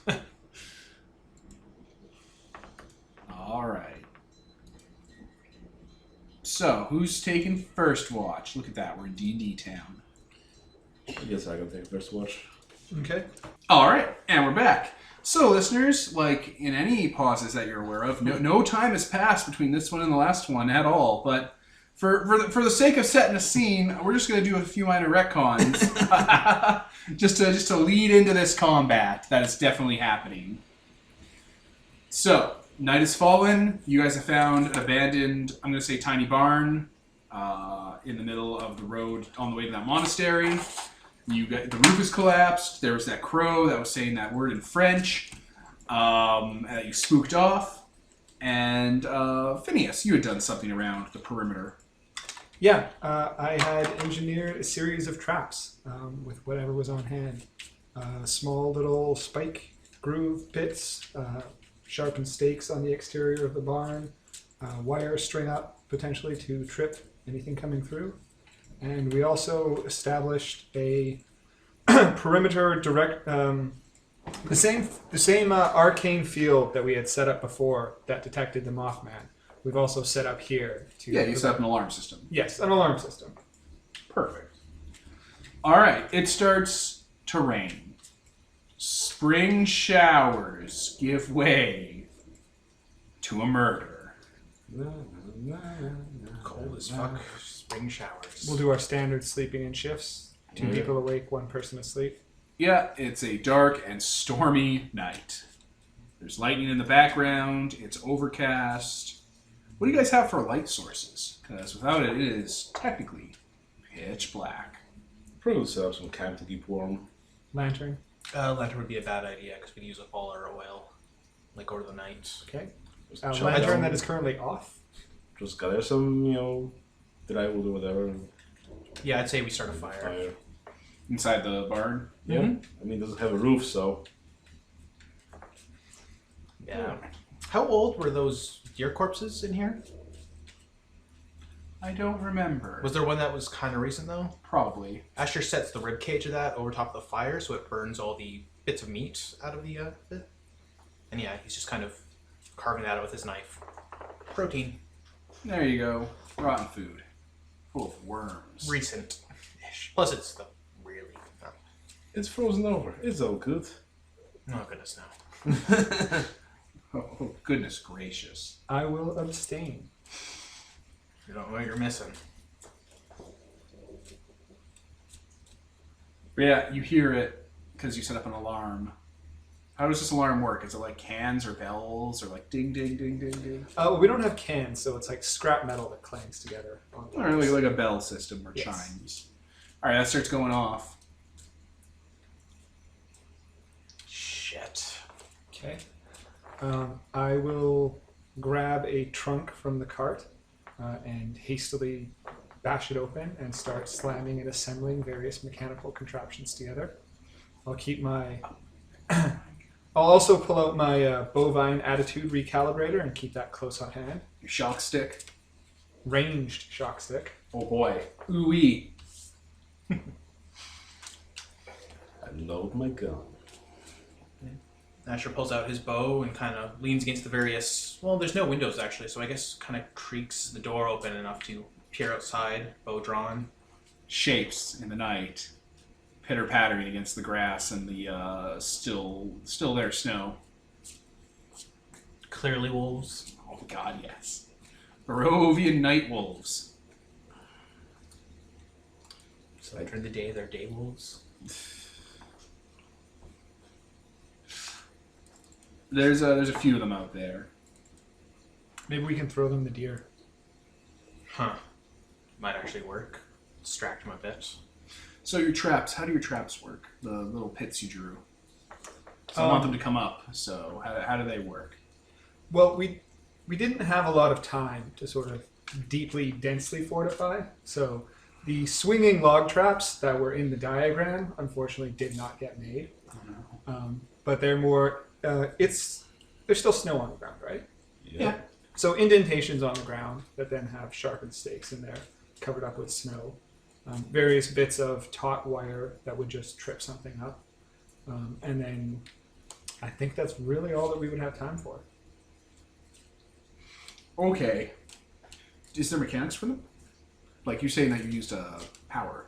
Does it give the same guidelines? The engineer says that you can build traps. I was just going Let's briefly pause then. All right.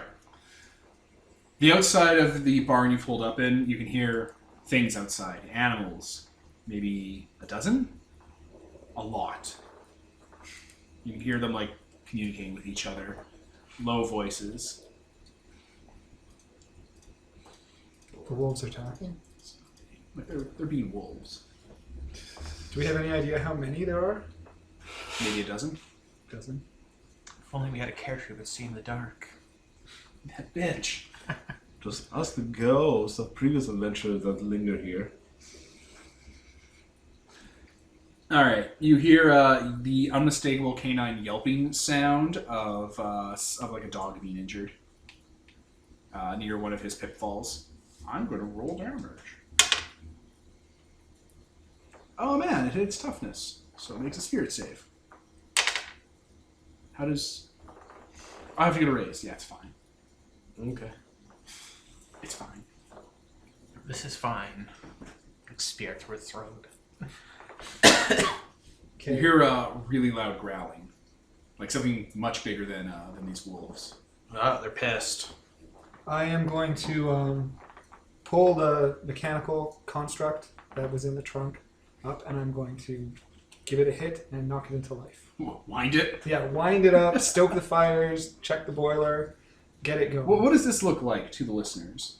It is a clockwork mechanical automaton that has been banged together out of various scrap parts. It looks a little bit like the Tin Woodsman, I guess, Yeah. from Wizard of Oz. It even has a little axe in its hand for chopping wood.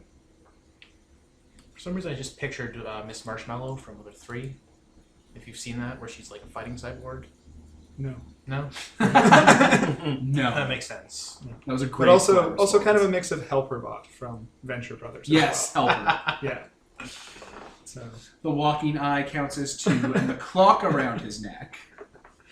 that kind of aesthetic. Very good. So with a whir and a clank, that comes to life. Alright, so it's you 3 and a robot. I guess we should put the robot in the battle sheet.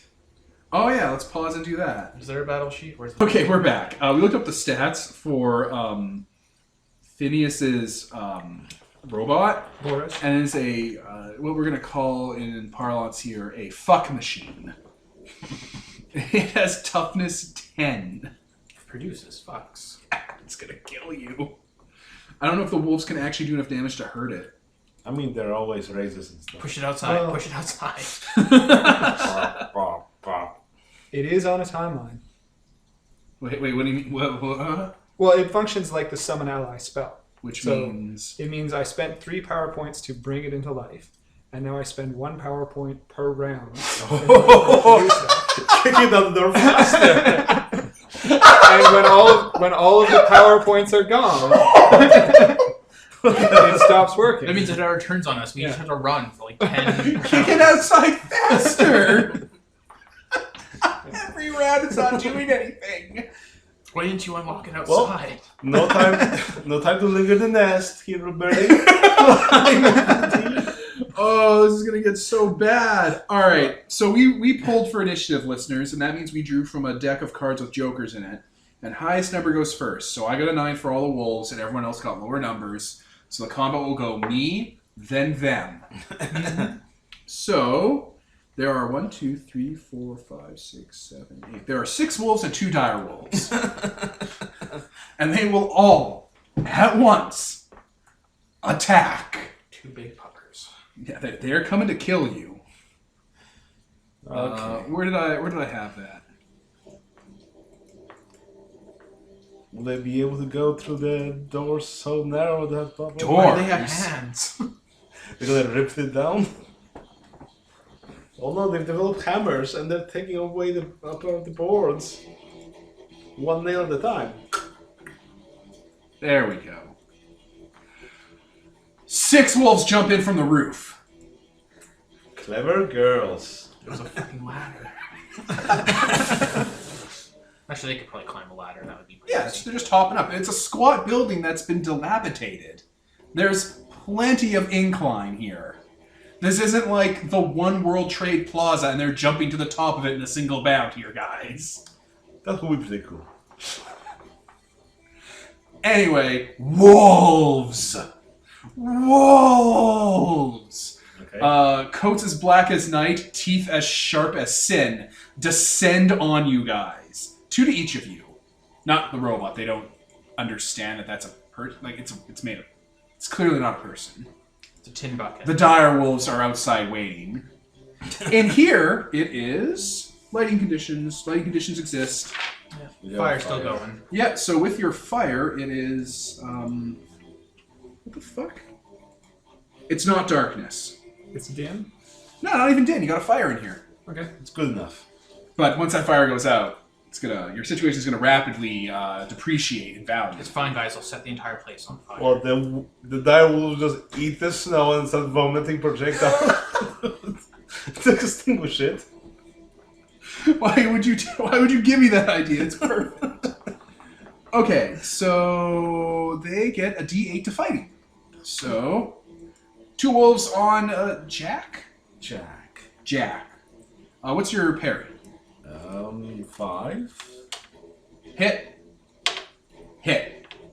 That's nice. Yeah. So these guys have a bite is strength plus D6.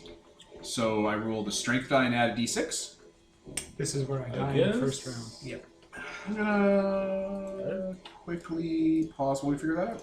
Alright, we rolled and figured out rules, but Phineas is doing something because he has those cards that Savage World has. I'm going to play my sudden death card, which my hero must do or say something that gives all his foes pause. All foes within 12 inches lose their next action. Now, an inch in Savage Worlds is 2 yards, which is 2 meters, so 12 inches is 24 meters. Oh, because it's meant to be played on. Yeah. Yeah. Okay, I was like, Play with miniatures. I'm going to grab a flaming log from the fire with one of my hands and start waving it around wildly in front of all the wolves, which will hopefully shock them. You do, yeah. They totally lose their action. So all 6 of the wolves do not just Murder us. Tear into us. Which means, who's next on the initiative? I think you with an 8. Okay. What do you do, Phineas, and your robot? So Your metal first, man. Boris will. I'll scream for Boris to. I'll point at one of the. I'll drop the log. I'll point at one of the wolves, and I'll scream, "Chop and stack, Boris! Chop and stack!" And Boris will attack the nearest wolf to me. Okay, so what does Boris have for skills? Does he have fighting? Yes, he has a D6 in fighting. All right, roll his D6. He has to hit the wolves' parry of 6. Now he's an extra, so he does not have a wild dice. That's right. Nor do the wolves. He rolled a 1. He misses. Okay. You can also use a Benny to reroll, though. No. What does he need to hit though? That's. Snake eyes, double ones. So I think it only applies to heroes, not extras. I don't think it's worth. Yeah. I think I need my bennies to soak. I think Boris is here to soak wounds, but Yeah. he runs up to a wolf and tries to chop it, but it's still reeling away from the fire. He was not made for violence. Yeah, this is moving targets yet. are not are not his thing. And then for my action, I will shoot at the same wolf With what? with my bovine attitude recalibration price. With your shotgun, yes, which with you my have. shotgun. Eat a dick, Ravenloft. All right, yeah, shotgun. So that uses the shooting skill, which I Oh, that means you only have to hit a 4 to hit. great because I am terrible with it. I have a If you get a D4 in raise, you shooting. add D6 damage to your damage roll. I You got a hit. So what does the shotgun do? 2d6 damage. Roll 2d6. Oh, dice Fling that explode. across the room. Oh shit, double 6s. All right, you roll So those they 6s both again. explode. So 12, 18, 19, 20, 21, 23. Roll the 6 again. A 30. 27. So this wolf explodes. Wait, did I do the math wrong? I don't think so. 27, I think. Yeah. I think it was 30. Sure, 30. That works fine. All right, so it has toughness 6. So you do damage to it. So 24. Its attitude has been successfully 5. recalibrated. So 6 raises. No, wait, how does that work? You hit it, and then you roll damage. Okay. Wait, no, because of all the different raises, it goes from shocked to wounded. Yeah. So it takes like 6 wounds. Oh yeah, that was damage roll, not 2 hit rolls. Yeah, his to hit it, and then you did damage, and the damage that somebody raises, it went into shock, and then it also took wounds. Yeah. So it has like 6 or 5 extra wounds on it. Yeah. It dies. It detonates. Yeah, one of those wolves gets shocked to death, its little heart stops. It was intended for use on cows. Just come and go effects of it, Okay. still being light. And That was a good turn. You instantaneously killed a wolf. Yeah, one of the wolves lights up its fur and its like soft like organ parts like steam and catch fire, and there's a burning wolf in the corner. As lightning strikes and the lightning gun goes off. Yeah, I don't think a cow would survive that either. Nothing would survive. And the mechanical man clanking and swinging and flailing about with an axe, hitting largely nothing. Yeah, all right. What's your go? 7. Go ahead. Wait, no, you have a 7. We're both 7. Oh, okay. It goes in reverse alphabetical order for suit names. So Diamond is D. What did you get? Club. So D goes first. Yep. Okay. Yeah. The one that saved the bullet for dire wolves, they want to use it here. For yourself. Suicide. Uh, Oh, and when you're done, just throw your cards in a pile here. Sure. Drawing units. okay. I guess I'll stab it with a bayonet. Okay. My gun. Yeah. Parry. Fighting. Roll your fighting against its parry. Oh shit! I used the wrong parry stat. Parry 5. How's that? Dire rolls are at the top by mistake. 4, 7. So it hits. but with the They raise. don't add together.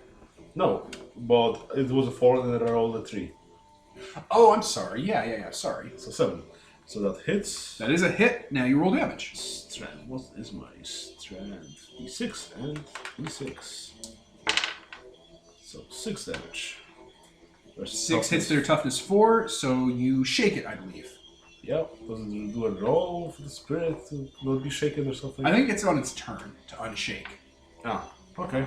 So one of the wolves is shook. Shake, shake, shake.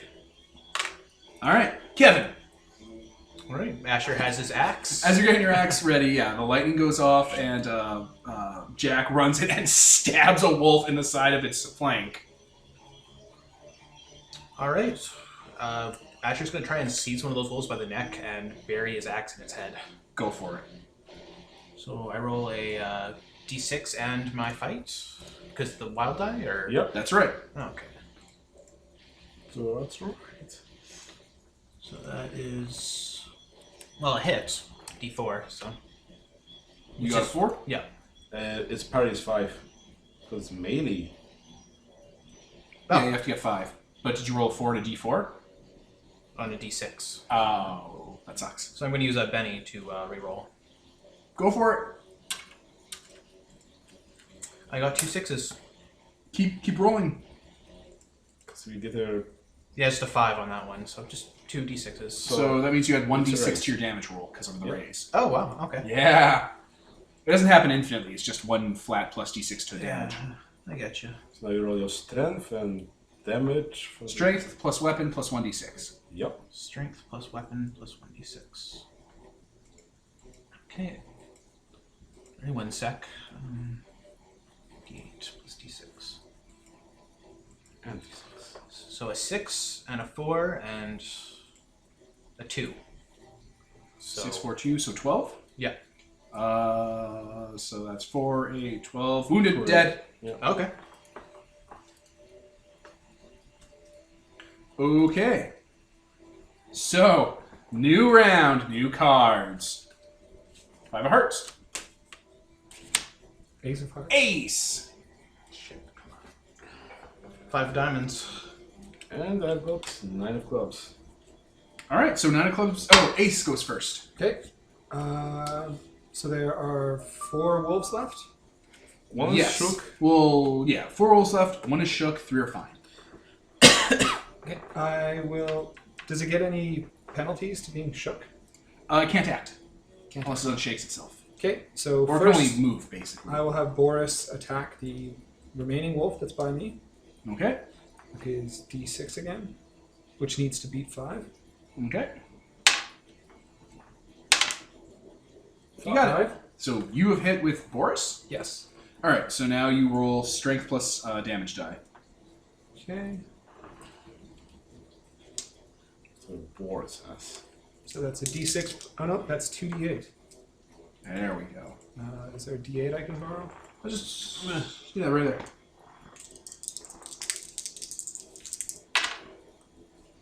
So that is 13? So 12. 4, 8, 12. 12. 4, 8, 12. That's 3 Three times. Dead. Okay.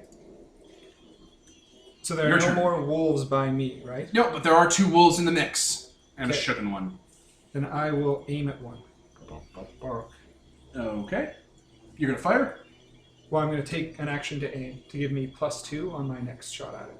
For sure, that works. Try killing it now. With my D4, Oh, and if you hit something, if you shake someone that's already shaken, they take a wound. Yep. what do I need to do? What do I need to hit if I'm firing at it? If you have to hit a wolf, you only have to hit a 4. Their parry does not matter. Okay, I'll just take a shot. Go for it. I'll shoot at one of the healthy ones. Healthy one? Yeah, it's for the best. You're a nightmare. 5. Hit. That's a hit. So then you roll damage. damage. 2d6.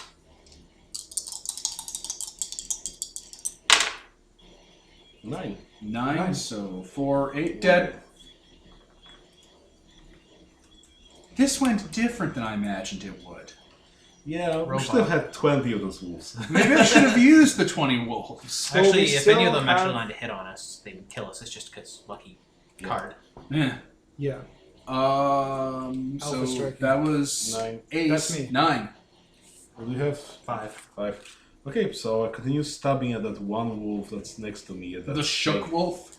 Shook wolf. I think Shook does something. I don't know what though.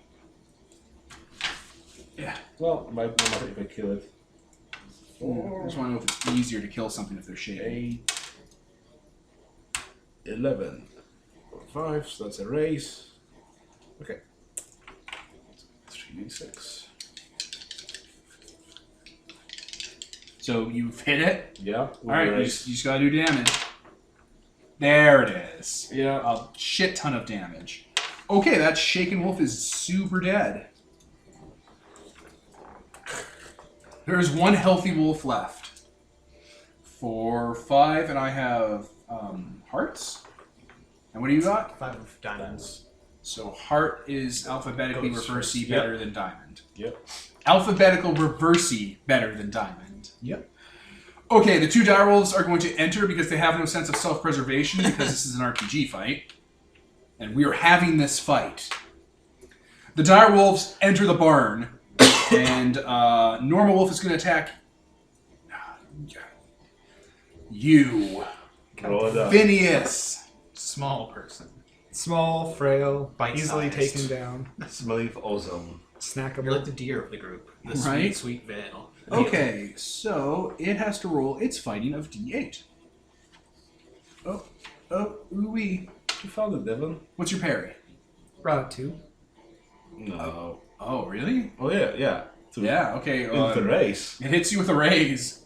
Oh my. Welcome to your tape. Strength and damage. Okay, so it And does +6. D8 plus 2D6. See you in hell, Phineas. 10. 10. Toughness. What is 5. your toughness is 5. So shaken and damaged. Yeah, so I'm going to be spending a Benny to soak. Oh wait, use your cards because the session's ending. Okay, out of the frying pan. What does that do? He avoids some kind of terrible fate, but something else happens. Oh. Some other misfortune. It's just that he's preserved from this. Oh, you can just yeah, sure. All right, boom, you don't get hurt. The wolf jumps on to bite at you and can't get a grip on your clothes. You're wearing clothes, right? I am wearing clothes. Is it armor I or is it hope just so. normal people clothes? Just people clothes. All right, when it's trying to get your get your bits out, it drags off your cloak and throws it into the fire. Cloak! Like your cloak and shirt, it just strips you into the fire. So the fire is hypothermia. I see. I mean, it could be the direwolf attacking him after that. I mean, anything you had in there, it's on fire.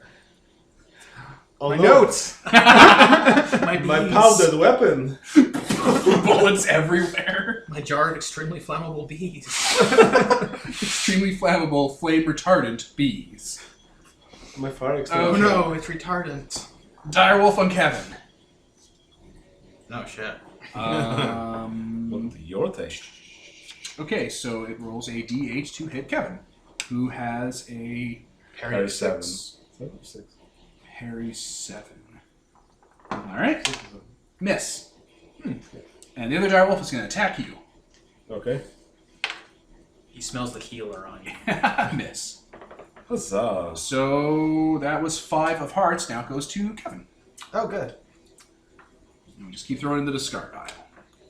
I'm gonna fling the dead wolf I currently have in my hand at the dire wolf that is attacking Peter. Okay. Jack. So it is a thrown weapon. I think the GM decides what kind of weapon, what damage it does. Is there a chart for this somewhere? No, wait, I think I just roll agility as damage. Yeah, here it is. Improvised weapon. And this is a normal wolf. Yep. We'll say it's a medium weapon. So strength plus d6. Awesome. That's pretty strong. So yeah, I'll That's roll like my a throwing. Just with one hand. Just fucking flings it. All right. Okay, so I got a... I think you've seen a 6. 4. Yeah, Because so it's ranged. yeah, So it hits the wolf. You've hit the wolf. I've hit the wolf, so I get Strength plus d6. 7 and a 5, so 11. So 11. Dead. Its toughness is dead. Well, 12 actually. I'm terrible at math, but wait, really? Just from throwing a wolf? Yeah, you killed the last wolf. Basically, it's got toughness 4. If you get an 8, you do... Shook and a wound, and they only have 1 wound. They're extras. Kill the wolf with another wolf. So there's 2 dire wolves we're Yeah, there are 2 dire wolves. This game is much less lethal than I thought it was. Well, it's First combat against wolves. I mean, we've got tricks up our sleeves. All right, 8 of clubs. 4 diamonds. God damn it. 6 of ace. Or 8. Diamond. Clubs. So Diamond goes first. Oh, Peter's so- first. 2 dire wolves. They're big and they're jet black. They have red eyes and they're snarling. I'm going to fire that one bullet I have in my musket at him. Jesus Lord. All right, do it. Where's my shooting? Shooting. Okay. 4, so that's a hit. And 2d8 damage. 6 and 5. So 11. 11, so that's 4 over toughness. Direwolf is dead. 2. Yeah, honestly, the other... like, if we had more wolves, they could have just killed us through sheer number. rather Yep. If I had doubled the number of wolves. than- We'd be dead. All right, the last direwolf attacks Kevin. Okay. So D8 to hit. What's your parry? My parry is 6. Misses. Huh. I'm a combat character. Yes. Attack. Who goes after 8 of clubs? 6. Oh, I guess me, spades. yeah. Direwolf. Don't really have my bow ready, so that would take a turn. Don't you have an axe I do have an axe. in your hand? That would require me running up to it, though. No, Throw your no. axe. Oh, yeah, actually. I'll throw my axe. All my combat stats are at D8, so it doesn't Jesus matter what I fucking do. Christ. It's awesome. Got a 6, so... Yeah, that hits the wolf. Yep. Cool. So roll damage. Okay, so it's agility plus... Which... Yeah, Strength plus yeah, 6. strength 6. plus the d6. Something like that.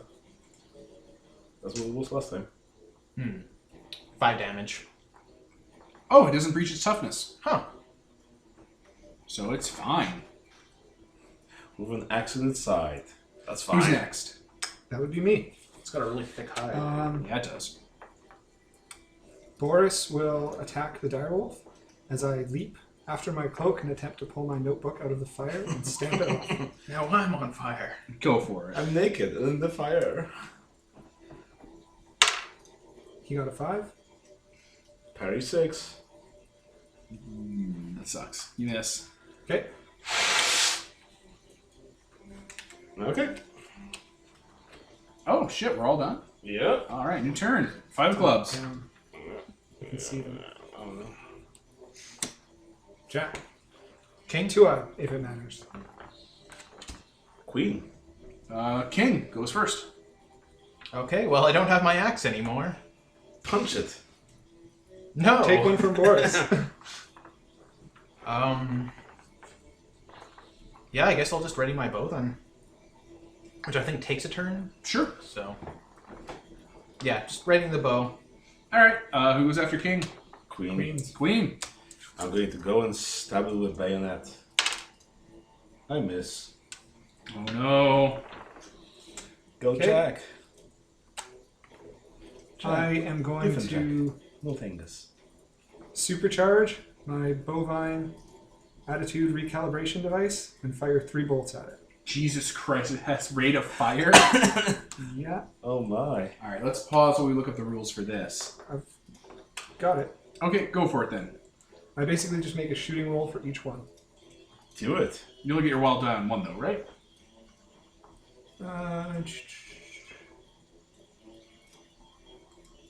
As far as I know, you only get the wild die on the one roll. That's for multiple attacks. Which is what this is. This is like the definition. Well, no, it's like firing on full auto. Okay, well, yeah, just go for it then if you know the rules. Do it. Go for it. Muerte. This explodes. Yep. Let's see if I get a raise. 7. No, just So hit it once. 1 hits it. All right. Oh, raise. So Second hits it. 10. Oh, no, you're just going for hits. And hit. And the third hits it. Roll damage. Oh, Christ. 11. Oh, Christ. So the first one does 12 damage. Second one, 9. That wolf is fucking dead. 20. All right. Well, that's the last of the wolves. All of the wolves. Dead. Comically explodes. Catches fire. that's what made Just it as the do. music runs out. Yay. All right. Well, it's all of you guys in the barn, coated in smoldering wolf corpses and his cloak. Asher uses his foot and just closes the door again. I power down Boris. I take one of those wolves that totally fried and it's like start to skin it like, oh, this is better protein. So, you ever consider selling that weapon to, the military? Any military. I couldn't stand to see my inventions perverted that way. Asher just kind of looks down at the smoldering direwolf corpse. I mean, it could save so many lives, Like ours, repeatedly. We should all have one. I mean, yes. That would be And great. armor. I mean, I want it. I'm just saying, if you use that on a cow, the cow would be dead. And delicious. That has been a bit of a kink that I've been working on getting out. This device is not perfect yet. I mean, I'd say Unfortunate it's- side effect of killing the cows. Most of the times I use it. I mean, it's like, you kill the cow and you cook it all at once. You could just sell it to a butcher. I mean, it's a win-win. Holy shit.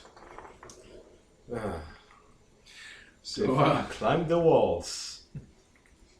So you all sit down around the fire, cooking that dire wolf. And I think that's the perfect time to end this session. So, I was Devin, Tyler? Kevin? And Peter. and this is sponsored by Nobody. Signing off.